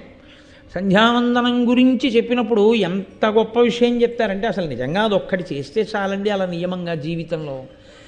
ఏ కారణం చేతనైనా సంధ్యావందనాన్ని విడిచిపెట్టి ఎక్కడికైనా వెళ్ళి మళ్ళీ రాత్రి ఏ 10ంటికో వస్తాననుకుంటే నియమంగా సంధ్యావందనం చేసి ఆయన ఇంటికి వెళ్ళి చెప్పుకోవాలి, అయ్యా ఈ పూట నేను సంధ్యావందనం చేయలేకపోతున్నాను, మీరు సంధ్యావందనం చేసి అర్ఘ్యం ఇచ్చినటువంటి జలములు కొన్ని తీసి పక్కన పెట్టండి, నేను అక్కడి నుంచి తిరిగి వస్తూనే మీ ఇంటికి వస్తాను, మీరు నాకు తీర్థం ఇచ్చిన తర్వాత వెళ్ళి అప్పుడు నేను భోజనం చేస్తాను లేకపోతే పలహారం చేస్తాను. తప్ప సంధ్యావందనాన్ని మానడానికి వీల్లేదు. అంత ప్రధానమైన విహిత కర్మ సంధ్యావందనం. అందరూ సంధ్యావందనం చేస్తున్నారు, ఈయన నిద్రపోతున్నాడు. పైగా సూర్యోదయ సమయమునందు నిద్రపోకూడదు, నిద్రపోయినా కొంత క్షమార్పణ ఉంటుంది. సూర్యాస్తమయ సమయంలో ఎట్టి పరిస్థితుల్లో నిద్రపోకూడదు. కాబట్టి నిద్రపోతున్నాడు ఒక తప్పు, సంధ్యావందనం చెయ్యట్లేదు ఒక తప్పు. లేపకపోతే వేళ పట్టున సంధ్యావందనం చెయ్యాలి కదా, చేస్తానని నీకు తెలుసు కదా, నేను నిద్రపోతున్నానని లేపకపోవడం నా ధర్మాన్ని చెరచడం, నన్ను అగౌరవపరచడం కాదా? మీ అన్నయ్య ఇంటికి వెళ్ళిపోంటే. 2, నిద్రపోతున్న వాణ్ణి లేపడం కన్నా మహాపాపం లోకంలో ఇంకోటి లేదు.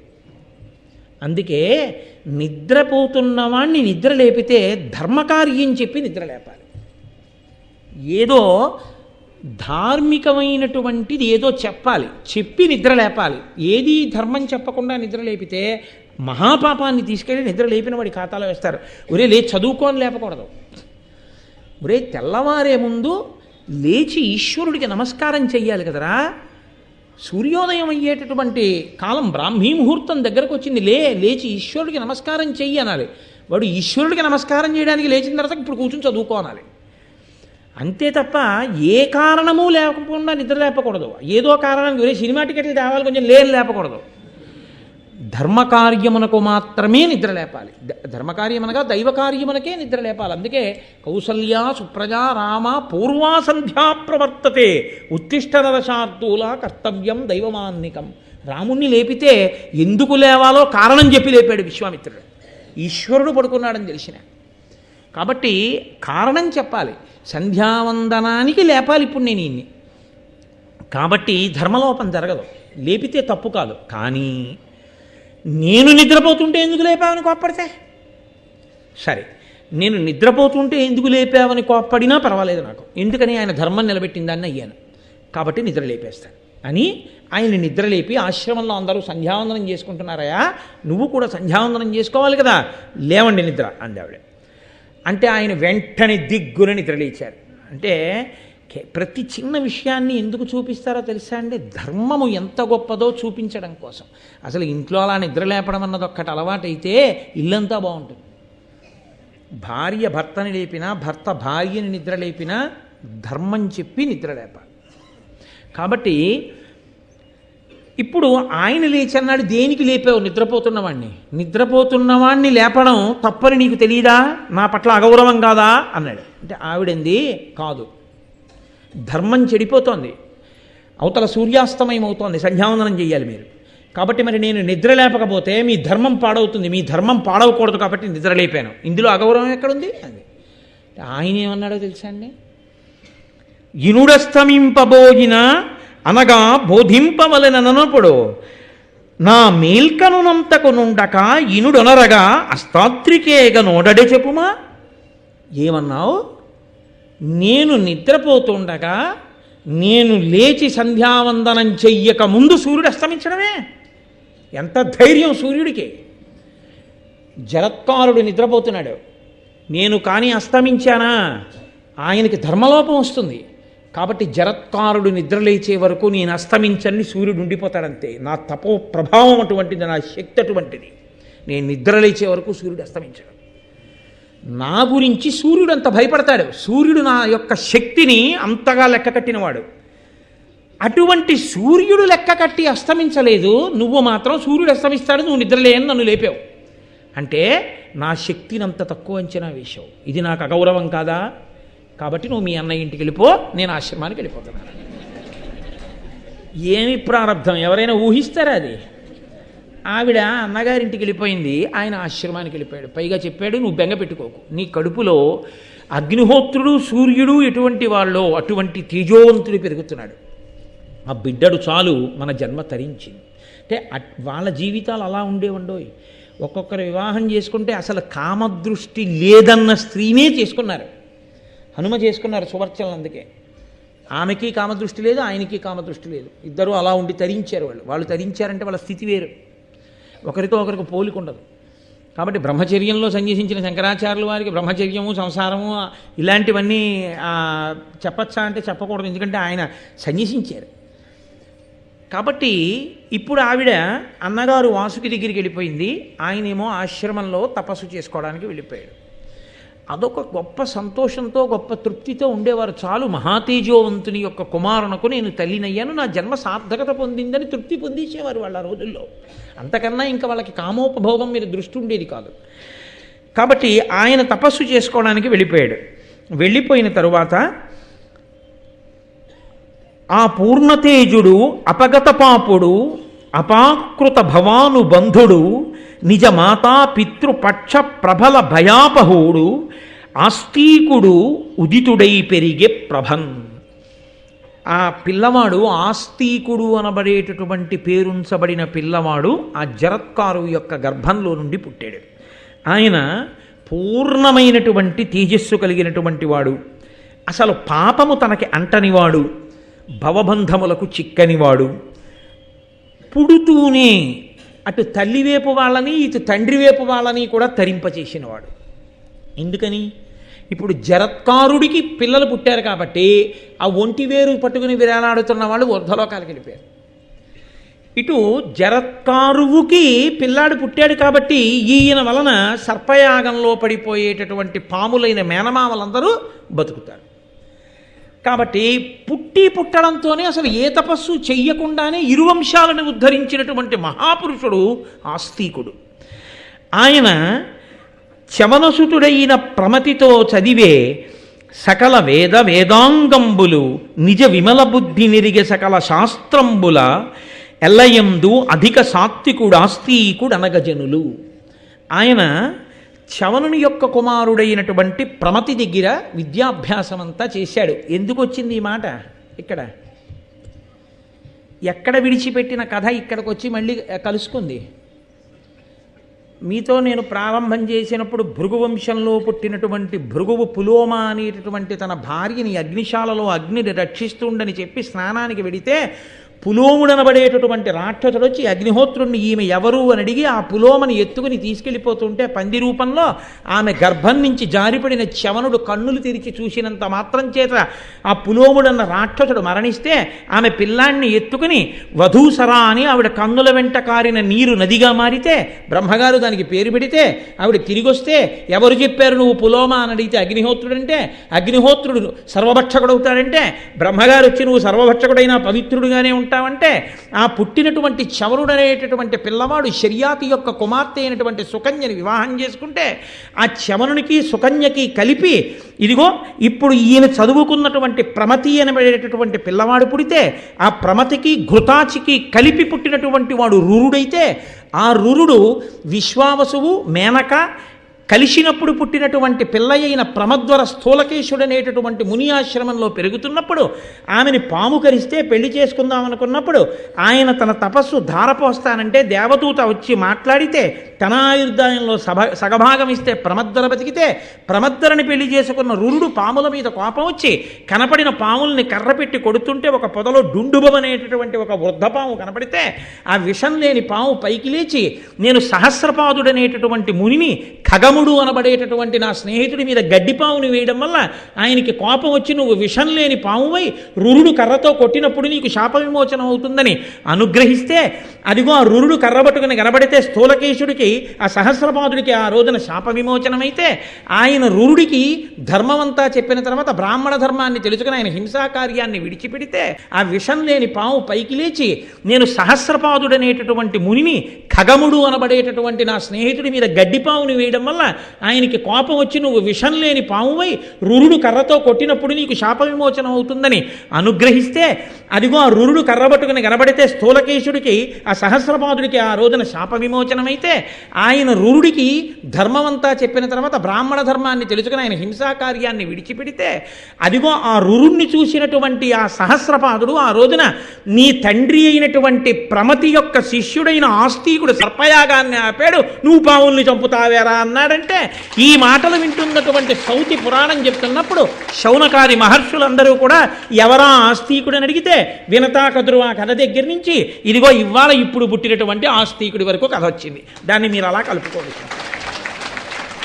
కాబట్టి ఇప్పుడు ఈ ఆస్తికుడు చవనుని యొక్క కుమారుడైన ప్రమతి దగ్గర చదువుకున్నాడు.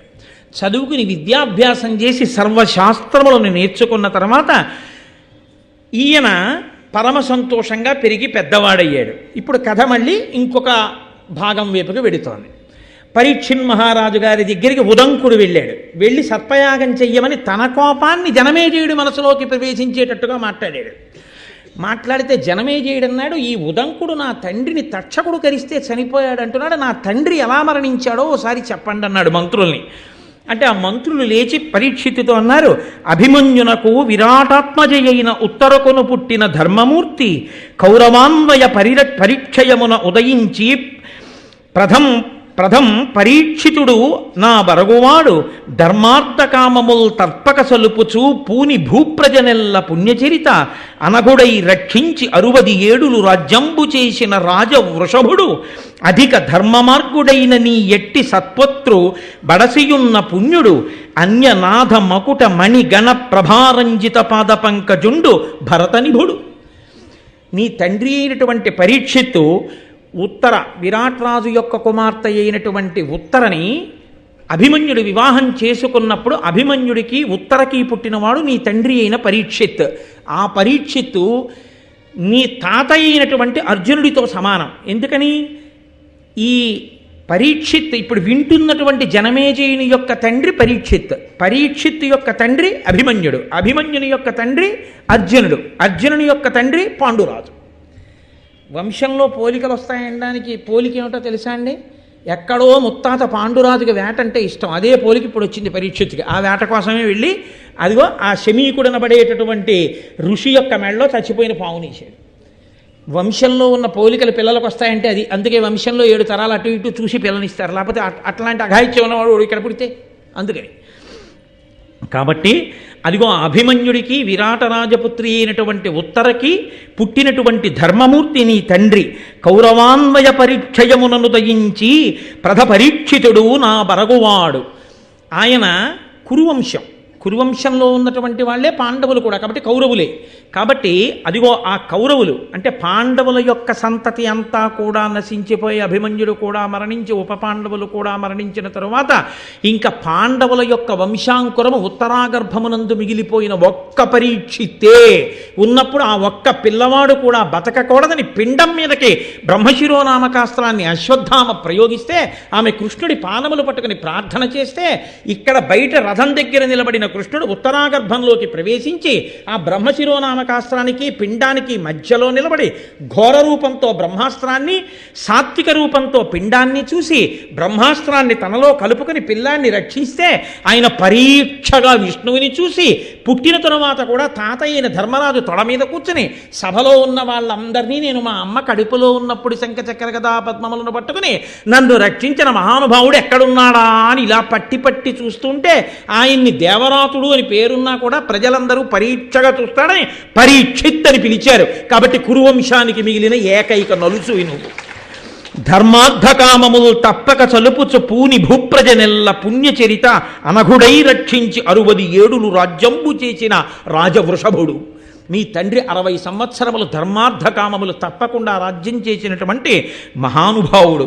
అటువంటి వాడు నీ వంటి సత్పుత్రుణ్ణి కన్నాడు.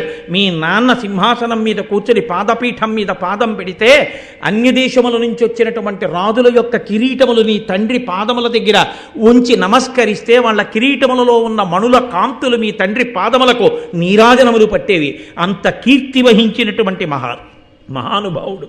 కానీ ఇదిగో మీ వంశంలో ముత్తాత పాండురాజు గారికి ఉన్నటువంటి బలహీనతలాగే మీ తండ్రి కూడా వేటాడడం కోసమని చెప్పి అరణ్యంలోకి ప్రవేశించి వేటాడుతుండగా ఒక లేడి కనబడితే ఆ లేడిని ఎలా అయినా వేటాడి పట్టుకోవాలని తన పరివారం అంతా వెనకపడిపోయి ఎక్కడో ఉండిపోయినా తానొక్కడే ఆ లేడిని వేటాడి తీసుకొస్తానని లేడి వెంట పరిగెడుతూ బాణాన్ని విడిచిపెడితే బాణం తగిలినటువంటి లేడి పరీక్షిత్తుకి దక్కకుండా పారిపోయి శమీకుని యొక్క ఆశ్రమంలోకి వెళ్ళిపోతే లేడిని వెంట తగిలి దాన్ని వేటాడేటటువంటి మిషతో శమీకుడి ఆశ్రమంలోకి వెళ్ళి కన్నులు మూసుకుని అంతర్ముఖుడై ధ్యానంలో ఉన్నటువంటి శమీక మహర్షిని ఇటుగా లేడి పరిగెత్తిందా అని అడిగితే బహిర్ముఖుడు కాడు కాబట్టి శమీకుడి జవాబు చెప్పకపోతే ఉద్ధతితో ఆకలి చేత దప్పిక చేత కలిగినటువంటి ప్రకోపం చేత చచ్చిపోయిన పావుని ధనస్సు యొక్క మూపుతో పైకెత్తి ఆయన మెడలో వేస్తే ఆయన కుమారుడైనటువంటి శృంగికి ఈ విషయం తెలిసి నా తండ్రిని ఇంత అగౌరవపరుస్తాడా దేశమేలే రాజని నేటికి 7వ రాజు తక్షకుని యొక్క విషాగ్ని చేత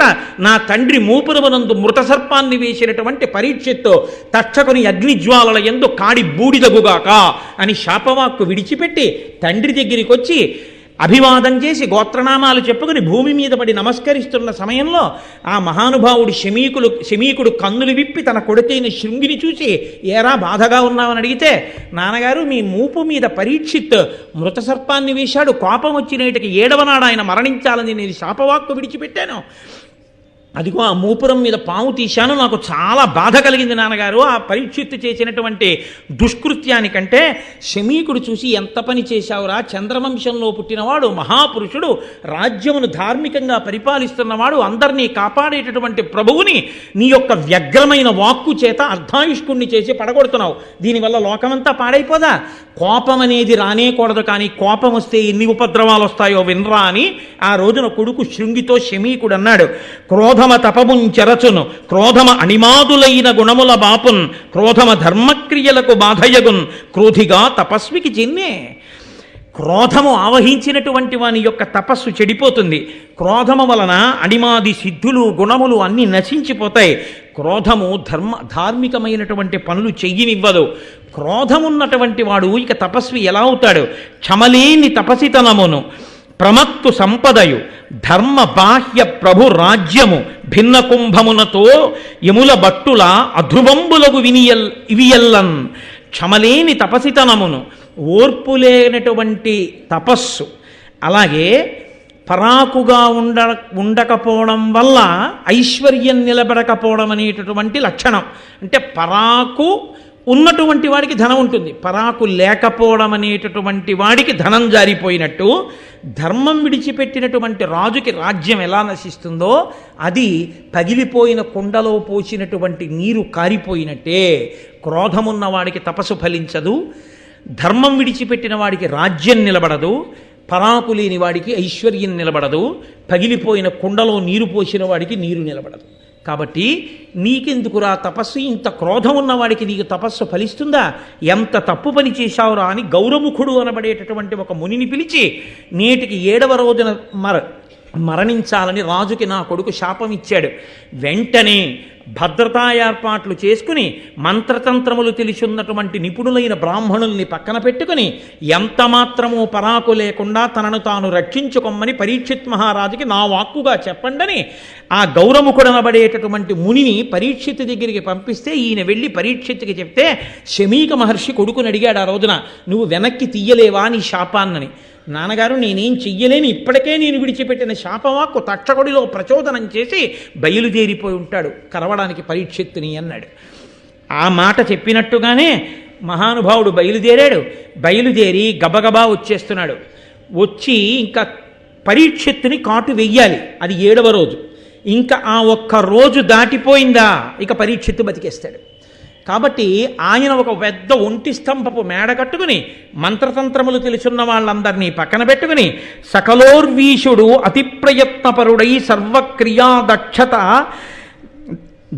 తక్షకోటుల్ పనిసేయగా ఘనతరైక స్తంభహర్మ్యంబు తక్షక భీతిని రచయించి పంచి దృఢరక్షం దానిలో నుండి బాయక రాత్రిన్ దివ జాగరూక హిత భృత్యామాచ్యవర్గంబుతోన్. ఆయన బోలెడంతమంది వడ్రంగుల్ని కార్మికుల్ని పిలిచి ఒంటి స్తంభపు మేడ కట్టించుకుని అందులో తన యొక్క భృత్యుల్ని మంత్రుల్ని చుట్టూ పెట్టుకుని విషాన్ని విరగొట్టగలిగినటువంటి మంత్రాలు తెలుసున్న వాళ్ళని తంత్ర నిపుణుల్ని సిద్ధంగా పెట్టుకుని అందులోనే ఉంటూ 7 రోజులు అయ్యే వరకు నేను కిందకి దిగిరానని ఆ ఒంటి స్తంభపు మేడలో కూర్చున్నాడు. కూర్చునుండగా 7వ రోజు వచ్చింది. బయలుదేరాడు. ఎవరు? తక్షకుడు. ఆయన్ని కరుస్తాను అని. ఈలోగా బ్రహ్మగారు ఏం చేశారంటే ఈ లోకంలో పాములు ఎవరిని పడితే వాళ్ళని కరిచేస్తున్నాయి, కరిస్తే పాపం చనిపోతున్నారు. పాము కరిస్తే చనిపోకుండా బ్రతికి ఉండడానికి నేను కశ్యపుడు అనేటటువంటి ఋషికి పాము యొక్క విషాన్ని విరగ్గొట్టగలిగినటువంటి మంత్రాన్ని ఉపదేశం చేస్తానని సాక్షాత్తుగా చతుర్ముఖ బ్రహ్మగారే కశ్యప మహర్షికి ఉపదేశం చేశారు. ఆ కశ్యప మహర్షి ఎంత గొప్పవాడంటే ఆయన నేను బయలుదేరి వెళ్ళి లోకాన్ని రక్షించగలిగిన ప్రజ్ఞావంతుడు కనుక పరీక్షిత్తుని తక్షకుడు కరిస్తే మరణించబోయే రాజు యొక్క శరీరంలోని విషాన్ని విరగ్గొట్టి నేను పరీక్షిత్తుని రక్షిస్తానని కశ్యపుడు బయలుదేరాడు. ఇద్దరూ బయలుదేరారు. వృద్ధ బ్రాహ్మణ వేషంలో తక్షకుడున్నాడు, కశ్యపుడు వెడుతున్నాడు. ఇద్దరూ కలుసుకున్నారు. దారిలో కలుసుకున్న తరువాత అడిగాడు, ఏమయ్యా నువ్వెవరు ఎక్కడికి వెడుతున్నావు అన్నాడు. అంటే కశ్యప ఋషి అన్నాడు, నేను రాజుని ఇవాళ 7వ రోజు తక్షకుడు కరుస్తాడు, కరిచినప్పుడు నేను ఆయన్ని మళ్ళీ విషం పోగొట్టి బ్రతికించడానికి వెడుతున్నానన్నాడు. పిచ్చివాడా, నువ్వు ఆ కోరిక విడిచిపెట్టు, వజ్రాయుధం తగిలినవాడు బతుకుతాడేమో, తక్షకుడు కరిచినవాడు బతకడు. నేనే తక్షకుణ్ణి. నేను ఒకసారి కరిస్తే బూది కుప్పగా పడిపోతాడు, మనిషి బతికి ఉండడం కాదు, కాబట్టి నువ్వు బ్రతికించలేవన్నాడు. ఆయన అన్నాడు, బూది కుప్పగా నువ్వు చేసినా నేను బ్రతికించగలను.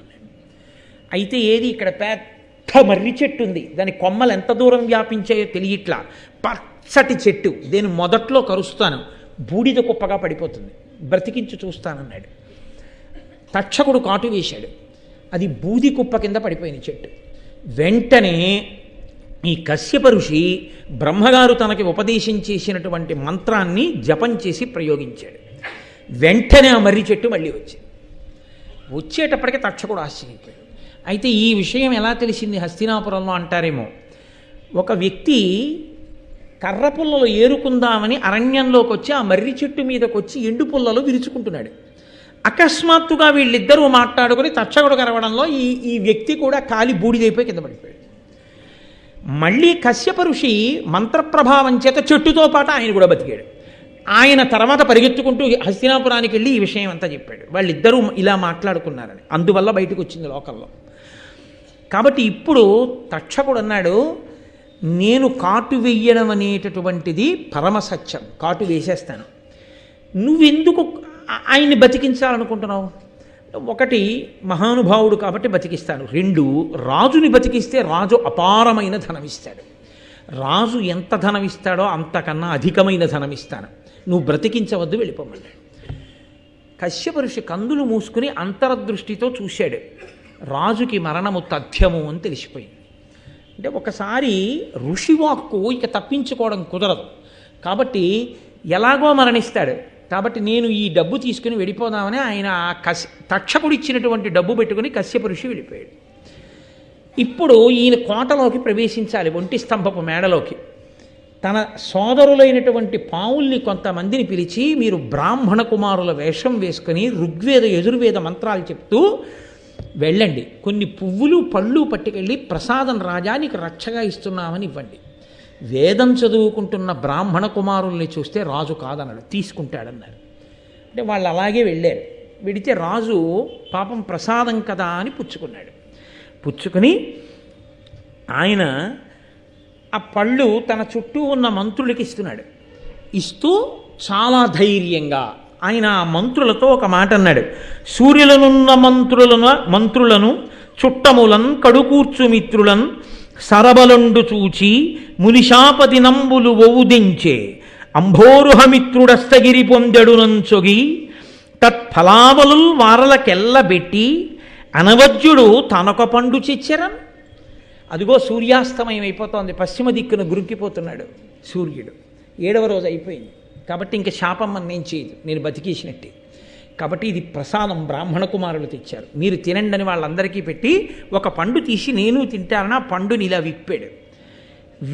విప్పగానే కునివృచ్చుడు లోపల నల్లని క్రిమి తోచి చూడలత్తుకవర్ణంబున పామి విషవహ్నులు తనుకగా గురువీరు కరచి తక్షకుడరిగెన్. ఆ పండిలా విప్పేటప్పటికే నల్లటి గుడ్లతో ఒక పురుగు కనపడింది. ఆ పురుగు మెల్లగా ఎర్రటి రంగుతో రక్తవర్ణంలో పాము అయింది. ఆ పాము తక్షకుడు. అది వెంటనే రాజుని కరచి పెద్ద స్వరూపాన్ని పొంది అగ్నిహోత్రాన్ని చిమ్మి అక్కడ ఉన్నటువంటి మేడని కూడా కాల్చేసి దూకి పారిపోయింది. అలా నీ తండ్రి చచ్చిపోయాడయా అన్నాడు. అంటే జనమేజయుడు మనసు ఎలా ఉంటుంది? ఆయన చాలా వ్యగ్రత పొందాడు తక్షకుడి మీద. నిజంగా కూడా తక్షకుడు యుక్తాయుక్త విచక్షణ లేని పాము. కాబట్టి ఇప్పుడు మంత్రులు అన్నారు, కాదన కిట్టిపాటి అపకారము తక్షకుడేక విప్ర సంబోధన చేసే నృపపుంగవ నీవు అనేక భూసురాపాదిత సర్పయాగమున భస్మము చేయము తక్షకాది కాకోదర సంహతిన్ హుతమహోగ్ర సమగ్ర శిఖాచయంబులన్. ఒక్క బ్రాహ్మణుడు అలా అన్నాడని, తక్షకుడి చేతిలో చచ్చిపోవాలి పరీక్షిత్ అన్నాడని, ఆ బ్రాహ్మణుడి మాట నిజం చేయడానికి తక్షకుడు ఇంత పన్నాగం పన్ని మీ నాన్నని చంపేశాడు. మీ నాన్న మంచితనాన్ని దేన్ని పరిగణలోకి తీసుకోలేదు. ఏమి బ్రాహ్మణ వాక్కుకు అంత గౌరవం ఇచ్చాడుగా, ఏది నువ్వు బ్రాహ్మణుల్ని తీసుకొచ్చి యాగం చేయి, యాగం చేసి మొత్తం పావుల సంతతిని అగ్నిహోత్రంలో పారాయి, తక్షకుడిని కూడా పిలు, ఆయన్ని కూడా పడమను. కాబట్టి నువ్వు ప్రతీకారం చెయ్యవలసిందే, చెయ్యి యాగం అన్నారు. అనగానే ఆయన అన్నాడు, అయితే యాగశాల నిర్మాణం చెయ్యండి, ఋత్విక్కుల్ని పిలవండి, నేను యాగ దీక్ష తీసుకుంటున్నాను అన్నాడు. దీక్ష అన్న మాట యాగమునకే అనువర్తిస్తుంది కాబట్టి నేను దీక్షితుడిని అవుతున్నానన్నాడు. యాగశాల నిర్మాణం చేశారు. యాగశాల నిర్మాణం చేసినా, ఇల్లు కట్టినా వాస్తు అన్నదానికి దాని యొక్క ప్రభావం దానికి ఉంటుంది అని శాస్త్రం చెప్తాం.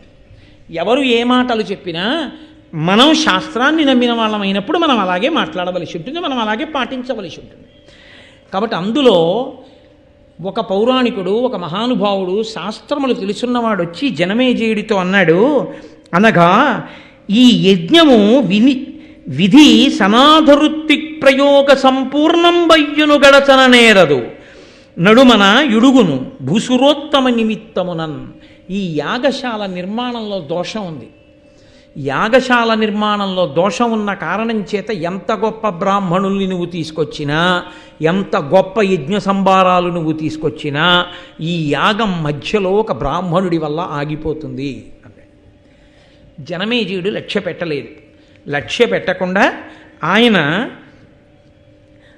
ఆ యాగం చెయ్యడం కోసం అని చెప్పేసి సిద్ధపడ్డాడు. జనమేజయుని యొక్క భార్య కాశీరాజు యొక్క కుమార్తె అయిన వపుష్టమ. ఆ వపుష్టమతో కలిసి భార్య లేనివాడు యాగం చేయడానికి అర్హుడు కాడు. కాబట్టి భార్యాసహితుడై యజ్ఞదీక్షితుడై ఆ సర్పయాగం చెయ్యడానికి కూర్చున్నాడు. బ్రాహ్మణులందరూ కూర్చున్నారు. ఒక్కొక్క పాము పేరు పిలుస్తున్నారు.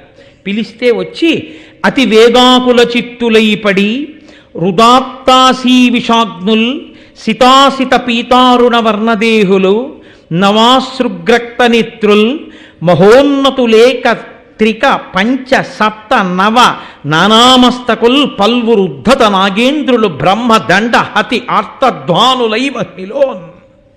బ్రహ్మదండం పెట్టి కొడితే పడిపోయినట్టుగా ఒక్కొక్క పేరు చెప్పి బ్రాహ్మణులు పిలుస్తుంటే ఋత్విక్కులు ఒక పడగ పాము, 3 పడగల పాములు, 5 పడగల పాములు, 9 పడగల పాములు, పెక్కుతలలు కలిగినటువంటి పాములు, పసుపు రంగు పాములు, తెల్ల రంగు పాములు, ఎర్ర రంగు పాములు, నల్ల రంగు పాములు, పొడుగు పాములు, పొట్టి పాములు, లావు పాములు, సన్న పాములు, ఇన్ని పాములు ఆకాశంలో గిరగిరా తిరుగుతూ విషాన్ని చిమ్ముతూ అగ్నిహోత్రంలో పడిపోయి తలలు పగిలిపోతుంటే పెటిల్ల శబ్దం చేస్తూ అరుస్తూ విషం జిమ్ముతూ అగ్నిహోత్రంలో కాలిపోతుంటే దిక్చక్రమంతా సర్పముల యొక్క వింతధ్వనులతో మారుమోగిందిట. అలా అందరూ చిత్ర విచిత్రంగా ఇదేమి యాగమని చూస్తుండగా ఆకాశంలోంచి రంగురంగుల పాములు, అనేక తలల పాములు వచ్చి ఆ యాగంలో పడిపోయి అగ్నిహోత్రంలో కాలిపోతున్నాయి. తక్షకుడు భయపడిపోయి తక్షకుడతి భీతుండై ఈ క్షణమున అరిగే సురగణాధిప నన్ను రక్షింపుమ రక్షింపుమ రక్షింపుమయనుచు ఆ పురందరు కడకు. తక్షకుడు భయపడిపోయి, దేవేంద్రుడు ఆయనకి స్నేహితుడు, వెళ్ళి రక్షించు రక్షించు రక్షించు అని ఇంద్రుడి చాటున దాక్కున్నాడు. ఇంద్రుడు బ్రహ్మగారు చెప్పిన మాట విని, కొన్ని పాములు బతుకుతాయన్న మాట విని, ఆగరా కంగారు పడకు, ఆ యాగాన్ని ఆపుతాడు ఒక బ్రాహ్మణుడు వచ్చి, నువ్వు బ్రతుకుతావు, అలా కూర్చో, బెంగ పెట్టుకోకని చెప్పి ఆయన ఆ తక్షకుణ్ణి ఇంద్రలోకంలో కూర్చోపెట్టాడు. ఇంతలోకే మహానుభావుడు వాసుకి గబగబా పరిగెత్తుకుంటూ చెల్లెలి దగ్గరికి వెళ్ళాడు. వెళ్ళి, అమ్మా, ఈ మహానుభావుడు జనమేజయుడు చేస్తున్న యజ్ఞంలో నీ సోదరులమైనటువంటి మా జాతి అంతా పడిపోతోంది. ఇప్పటికే కొన్ని లక్షల పాములు కాలిపోయాయి. వెంటనే నా మేనల్లుడైన ఆస్తికుణ్ణి పంపించమ్మా, నీ పేరు జరత్కారు, నిన్ను జరత్కారునకిచ్చి వివాహం చేసింది మీ ఇద్దరికీ పుట్టే పిల్లాడి వల్ల సర్పజాతిని కాపాడడానికి, కాబట్టి వెంటనే నీ కొడుకుని పంపు అన్నాడు. అంటే కడవడి మున్ను నింగడుకొని పడినవియు కాని కద్రాసుతులన్ పడనీకింకా అవశ్యము నుడిగింతును సర్పయాగ మోడకుడింకన్. మీరు బెంగ పెట్టుకోకండి, పడిపోయిన కద్రోపుత్రులు పడిపోయారు, మిగిలిన వాళ్ళని రక్షించే భారం నాది అని ఆస్తికుడు బయలుదేరి జనమేజయుడు చేస్తున్నటువంటి ఆ సర్పయాగశాలలోకి ప్రవేశించాడు. ప్రవేశించగానే మహాతేజోమూర్తి ఆ ఆస్తికుడు నడిచొస్తుంటే రాజు, ఋత్విక్కులు అందరూ ఆయన వంక చూస్తున్నారు. ఆయన అన్నాడు, రజనీనాథ కులైక భూషణుడవై రాజర్షివై దారుణీ ప్రజనెల్లం దయతోడ ధర్మచరితం బాలించుతున్ దుంటి ధర్మజు నాభాగు భగీరథున్ దశరథున్ మాంధాతృ రామున్ రఘున్ విజయున్ పోలిచి సద్గుణంబుల జగద్విఖ్యాత పరీక్షిత.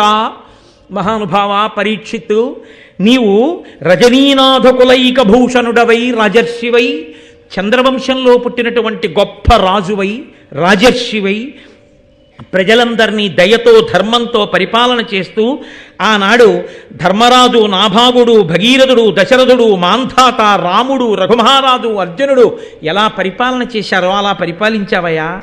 కువలయంబున వారి కోరిన కోర్కికిం తగనీవు పాండవ కులంబు వెలుంగ పుట్టి దృఢంబుగా నృపలక్ష్మితో అవని రాజ్యభరంబు దాల్చిన అంత నుండి మఖంబులంది విరియిష్ట ధనంబులిచ్చుట తృప్తులైరి మహాద్విజుల్.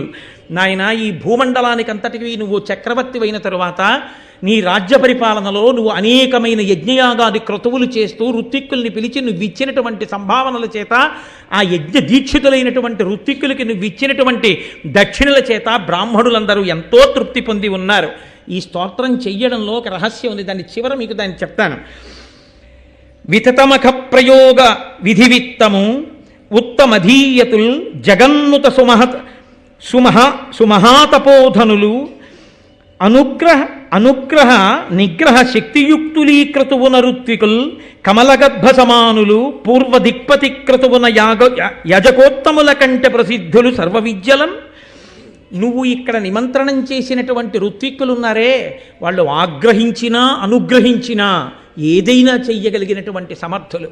ఒకానొక నాడు బ్రహ్మగారు చేసినటువంటి యజ్ఞం ఉందే పూర్వదిక్కున, ఆ చేసినటువంటి యజ్ఞం కన్నా ఇవాళ నువ్వు చేస్తున్నటువంటి యజ్ఞం, ఇక్కడ కూర్చున్నటువంటి ఈ ఋత్విక్కులు గొప్పవాళ్ళయా. అమ్మనుజేంద్రుడైన నలు యజ్ఞము, ధర్మరాజ రాజసూయ యజ్ఞము, ప్రయాగ చేసిన ప్రజాపతి యజ్ఞము, పాశపాణి యజ్ఞమును, కృష్ణు యజ్ఞము, నిశాకరు యజ్ఞము, నీ మనోజ్ఞ యజ్ఞమును ఒక్క రూప విలసన్ మహిమం గురువంశవర్ధన కురువంశవర్ధన. ఓ కురువంశవర్ధన, పరీక్షిత్తు, నువ్వు చేసినటువంటి ఈ యాగం ఎంత గొప్పదో తెలుసా?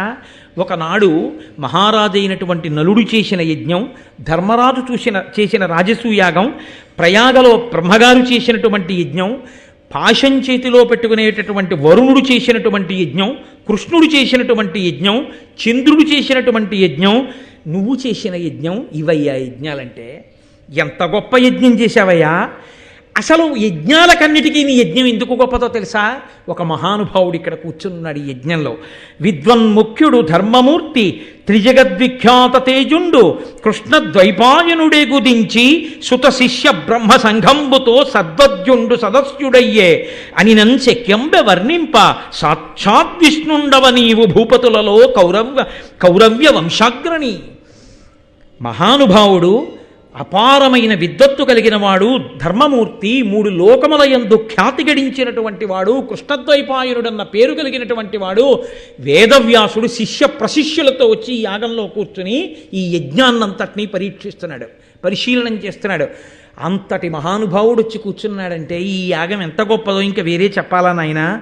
ఆర్తిహర క్రియాభిరతుడై కృతసన్నిధి అయి ప్రదక్షిణావర్త శిఖగ్రహస్తముల వహ్ని మహాద్విజ దివ్యమంత్ర నిర్వర్తిత హవ్యముల్ కొనుచు వారిజవైరి కులీష నీకు సంపూర్త మనోరథంబులను పుణ్యఫలంబులనిచ్చుచుండెడన్. నువ్వు చేసేటటువంటి యాగాల్లో అగ్నిహోత్రుడు సంతతము నీ పక్కన కూర్చుని హవిస్సులను స్వీకరిస్తూ కుడిపక్కకి తిరిగేటటువంటి జ్వాలలు కలవాడై, అంటే శుభశకునంతో నిరంతరము నీ కోర్కెలను ఈడేర్చేవాడగుగాక, నీవు అంత కీర్తివంతుడవగుగాక అని ఆశీర్వచనం చేశాడు. అంటే ఇంత కీర్తి గణించిన వంశంలో పుట్టినవాడివి, ఇంత దయాళువి, ఇంత పేరు తెచ్చుకున్నవాడివి, ఇంతమంది పెద్దల్ని కూర్చోబెట్టి యాగం చేస్తున్నవాడివి, ఇంతకుముందు నీ యాగాలు చేసిన వాడివి, ఇంత దాన ధర్మాలు చేసిన వాడివి, ఏదో నిమిత్తం లేకుండా నింద లేకుండా బొందిపోతుందా? ఏదో కారణానికి మొత్తం మీద తండ్రి పడిపోవలసి వచ్చింది, పడిపోయాడు. ఆ నింద కాకపోతే వేరో కారణానికి వెళ్ళిపోతాడు. దానికి మనసులో క్రౌర్యం పెట్టుకుని యాగం చేసుకుని నీ చరిత్రకంతటికి మచ్చ తెచ్చుకుంటావా? చెయ్యవచ్చా ఇలాంటి యాగాలు? ఆంతరమైనటువంటి ప్రశ్న. వెంటనే చాలా సంతోషించి ఆయన అన్నాడు, ఆ జనమేజయుడు, మహానుభావ, నీ దివ్యమైనటువంటి తేజస్సు, నీ వాక్కులు చూస్తుంటే చాలా సంతోషంగా ఉందయా, నీకేం కావాలి చెప్పి ఇచ్చేస్తానన్నాడు. వెంటనే ఆస్తికుడు అన్నాడు, మానిత సత్యవాక్య అభిమన్యుకులోద్వ శాంతమన్యు సంతానుడవై దయాభినిరత స్థితి నీవు మదీయ బంధు సంతాన మనోజ్వరంబు పరతంబుగా నాకు ప్రియంబుగా మహోర్వీనుత సర్పయాగముడి వింపము కావుము సర్పసంహతిన్.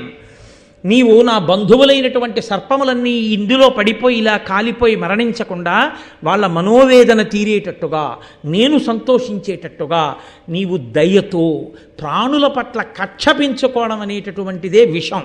ప్రాణుల పట్ల దయ పెంచుకోవడమే అమృతం. కాబట్టి నాయనా, నువ్వు వేరుగా అమృతం తాగక్కర్లేదు, దయతో ఉండడమే అమృతం తాగడం. కాబట్టి ఆ కక్ష అన్నది పక్కన పెట్టి దయ అన్నదాన్ని నీ మనసులోకి తెచ్చుకో. ఎందుకు ఇంతమందిని కాల్చాలి, ఒకణ్ణి చంపినందుకు ఇంతమందిని చంపడమా అన్న భావనతో ఆలోచించు, నీకు చంపబుద్ధి ఇది. కాబట్టి పరమదయతో ఈ యజ్ఞాన్ని ఇక్కడతో ఇంకా ఆపు చేసి, చనిపోయిన వాళ్ళు చనిపోయారు, ఇంకా ఇప్పటికైనా ఆపితే నా బంధుకులం, నా తల్లివైపు బంధువులు సర్పాలు, మిగిలిన వాళ్ళు సంతోషిస్తారు. అనిన సదస్యులందరూ ప్రియంబున ఇట్టి విశిష్ట విప్రముఖ్యునకు మహాతపోధననకుంతకు పాత్రునకెద్ది ఇచ్చినన్ ఘనముగ నక్షయంబగును కావున ఈ ద్విజనాథు కోర్కె పెంపున వృధసేయగాతకదు భూవలయేశ్వర ఇము నిమ్మితోన్. ఇటువంటి మహానుభావుడు, తేజోమూర్తి, తపశ్శాలి అయినటువంటి వాడు సభామంటపంలోకి వచ్చి నాకు ఇది కావాలి అని అడిగితే అది ఇచ్చినంత మాత్రం చేత అక్షయమైనటువంటి ఫలితాలను ఇస్తుంది. అంతటి మహానుభావుడు వచ్చి యాచించడమే గొప్ప. అటువంటి వాడు వచ్చి యాచించడం కన్నా అదృష్టం ఏముంటుందయా? ఇవాళ నువ్వు యాగం ఒకందుకు మొదలెట్టావు, నీ అదృష్టం పండి ఆయన ఒకందుకు వచ్చాడు. ఆయన మనస్సులో పుట్టిన కోరిక తీర్చి నువ్వు ఈ యాగం ఆపేయి. ఆయన మనసు సంతోషించిందా, నువ్వు అపారమైనటువంటి పుణ్యాన్ని పొందుతావు. కొడుకంత పుణ్యం చేశాడా, నీ తండ్రి ఉన్నత గతులు పొందుతాడు. ఇంకింతకన్నా ఏం కావాలి? కాబట్టి ఆపేశాయి యాగాన్ని అన్నారు. వెంటనే ఆ యాగాన్ని ఆపు చేశారు. కానీ అప్పటికే అక్కడ ఉన్న ఋత్విక్కులు చెప్పినటువంటి మంత్రముల వలన తక్షకుడు అగ్నిహోత్రాన్ని వెదజల్లుతూ ఇంద్రుడి సింహాసనం నుంచి వేరైపోయి ఆయన ఆ మంత్రశక్తికి ఆగలేక ఆకాశంలో తన్నుకుంటూ వచ్చి హోమగుండంలో పడిపోతున్నాడు. పడిపోతుంటే వెంటనే ఆస్తికుడు ఆయనని, అలా ఉండు, నీకేం భయం లేదు, ఆగు, నువ్వు పడక్కర్లేదంటే యాగాగ్ని ఎందు అన్నాడు.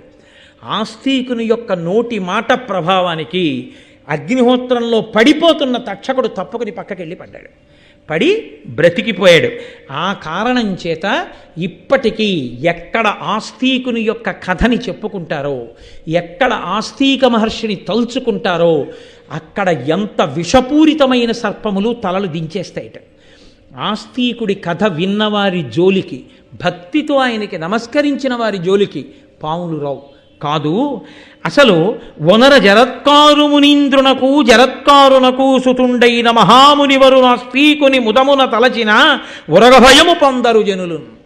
ఎవరైతే ఆ జరత్కారువుకి జరత్కారుడికి పుట్టినటువంటి ఆస్తికుని వలన ఉభయ వంశములు తరించి సర్పయాగంలో పాములు పడకుండా రక్షింపబడినటువంటి ఈ కథ వింటున్నారో అటువంటి వారికి పాముల వంటి పాపములు తొలగి వారు భగవంతుణ్ణి చేరడానికి, భగవంతుణ్ణి అనుగ్రహాన్ని పొందడానికి యోగ్యమైన స్థితిని పొందుతారు అని దీనికి ఫలశ్రుతి చెప్తూ మహోత్కృష్టమైనటువంటి జనమేజయ సర్పయాగం ఆస్తిక మహర్షి వల్ల ఆగినటువంటి సందర్భాన్ని కద్రువ కృతయుగంలో ఇచ్చిన శాపం కలియుగ ప్రారంభంలో ఎలా కట్టి కుడిపిందో, బ్రహ్మగారన్న వాక్కు నిజమై పుట్టినటువంటి ఒక మహాపురుషుడు యాగాన్ని ఆపి దుష్ట సర్పములు నశించిన తర్వాత మిగిలిన పాములు ఎలా బ్రతికాయో ఈ కథలో చెప్పబడింది.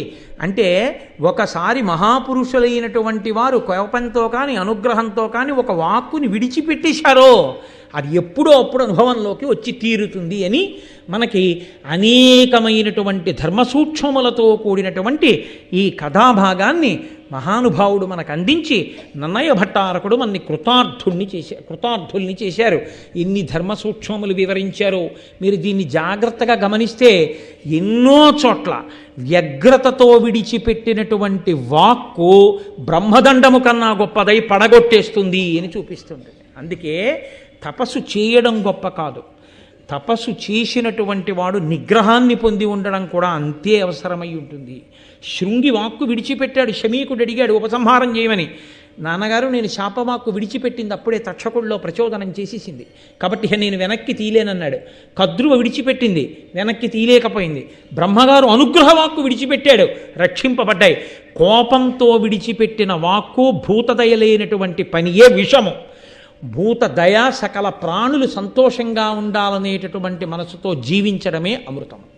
కాబట్టి నువ్వు అమృతము తాగి ఉండాలి అన్న కోరిక నీకు ఉంటే నువ్వు భూతదయతో అందరి పట్ల కారుణ్యంతో సంతోషంగా భగవంతుణ్ణి అందరి యందు చూస్తూ ప్రేమతో జీవించడమే మార్గము అని అన్యాపదేశంగా నన్నయ్య భట్టారకుడు ఋషితుల్యుడు కనుక సమస్త జాతికి ఉద్బోధ చేసి కక్షలు కార్పణ్యములు మంచివి కావని ఉద్బోధ చేసినటువంటి పరమోత్కృష్టమైన వాక్కుతో ఈనాటి ఈ ఉపన్యాసాన్ని పూర్తి చేస్తూ సర్వం శ్రీ ఉమామహేశ్వర పరబ్రహ్మార్పణమస్తు. స్వస్తి.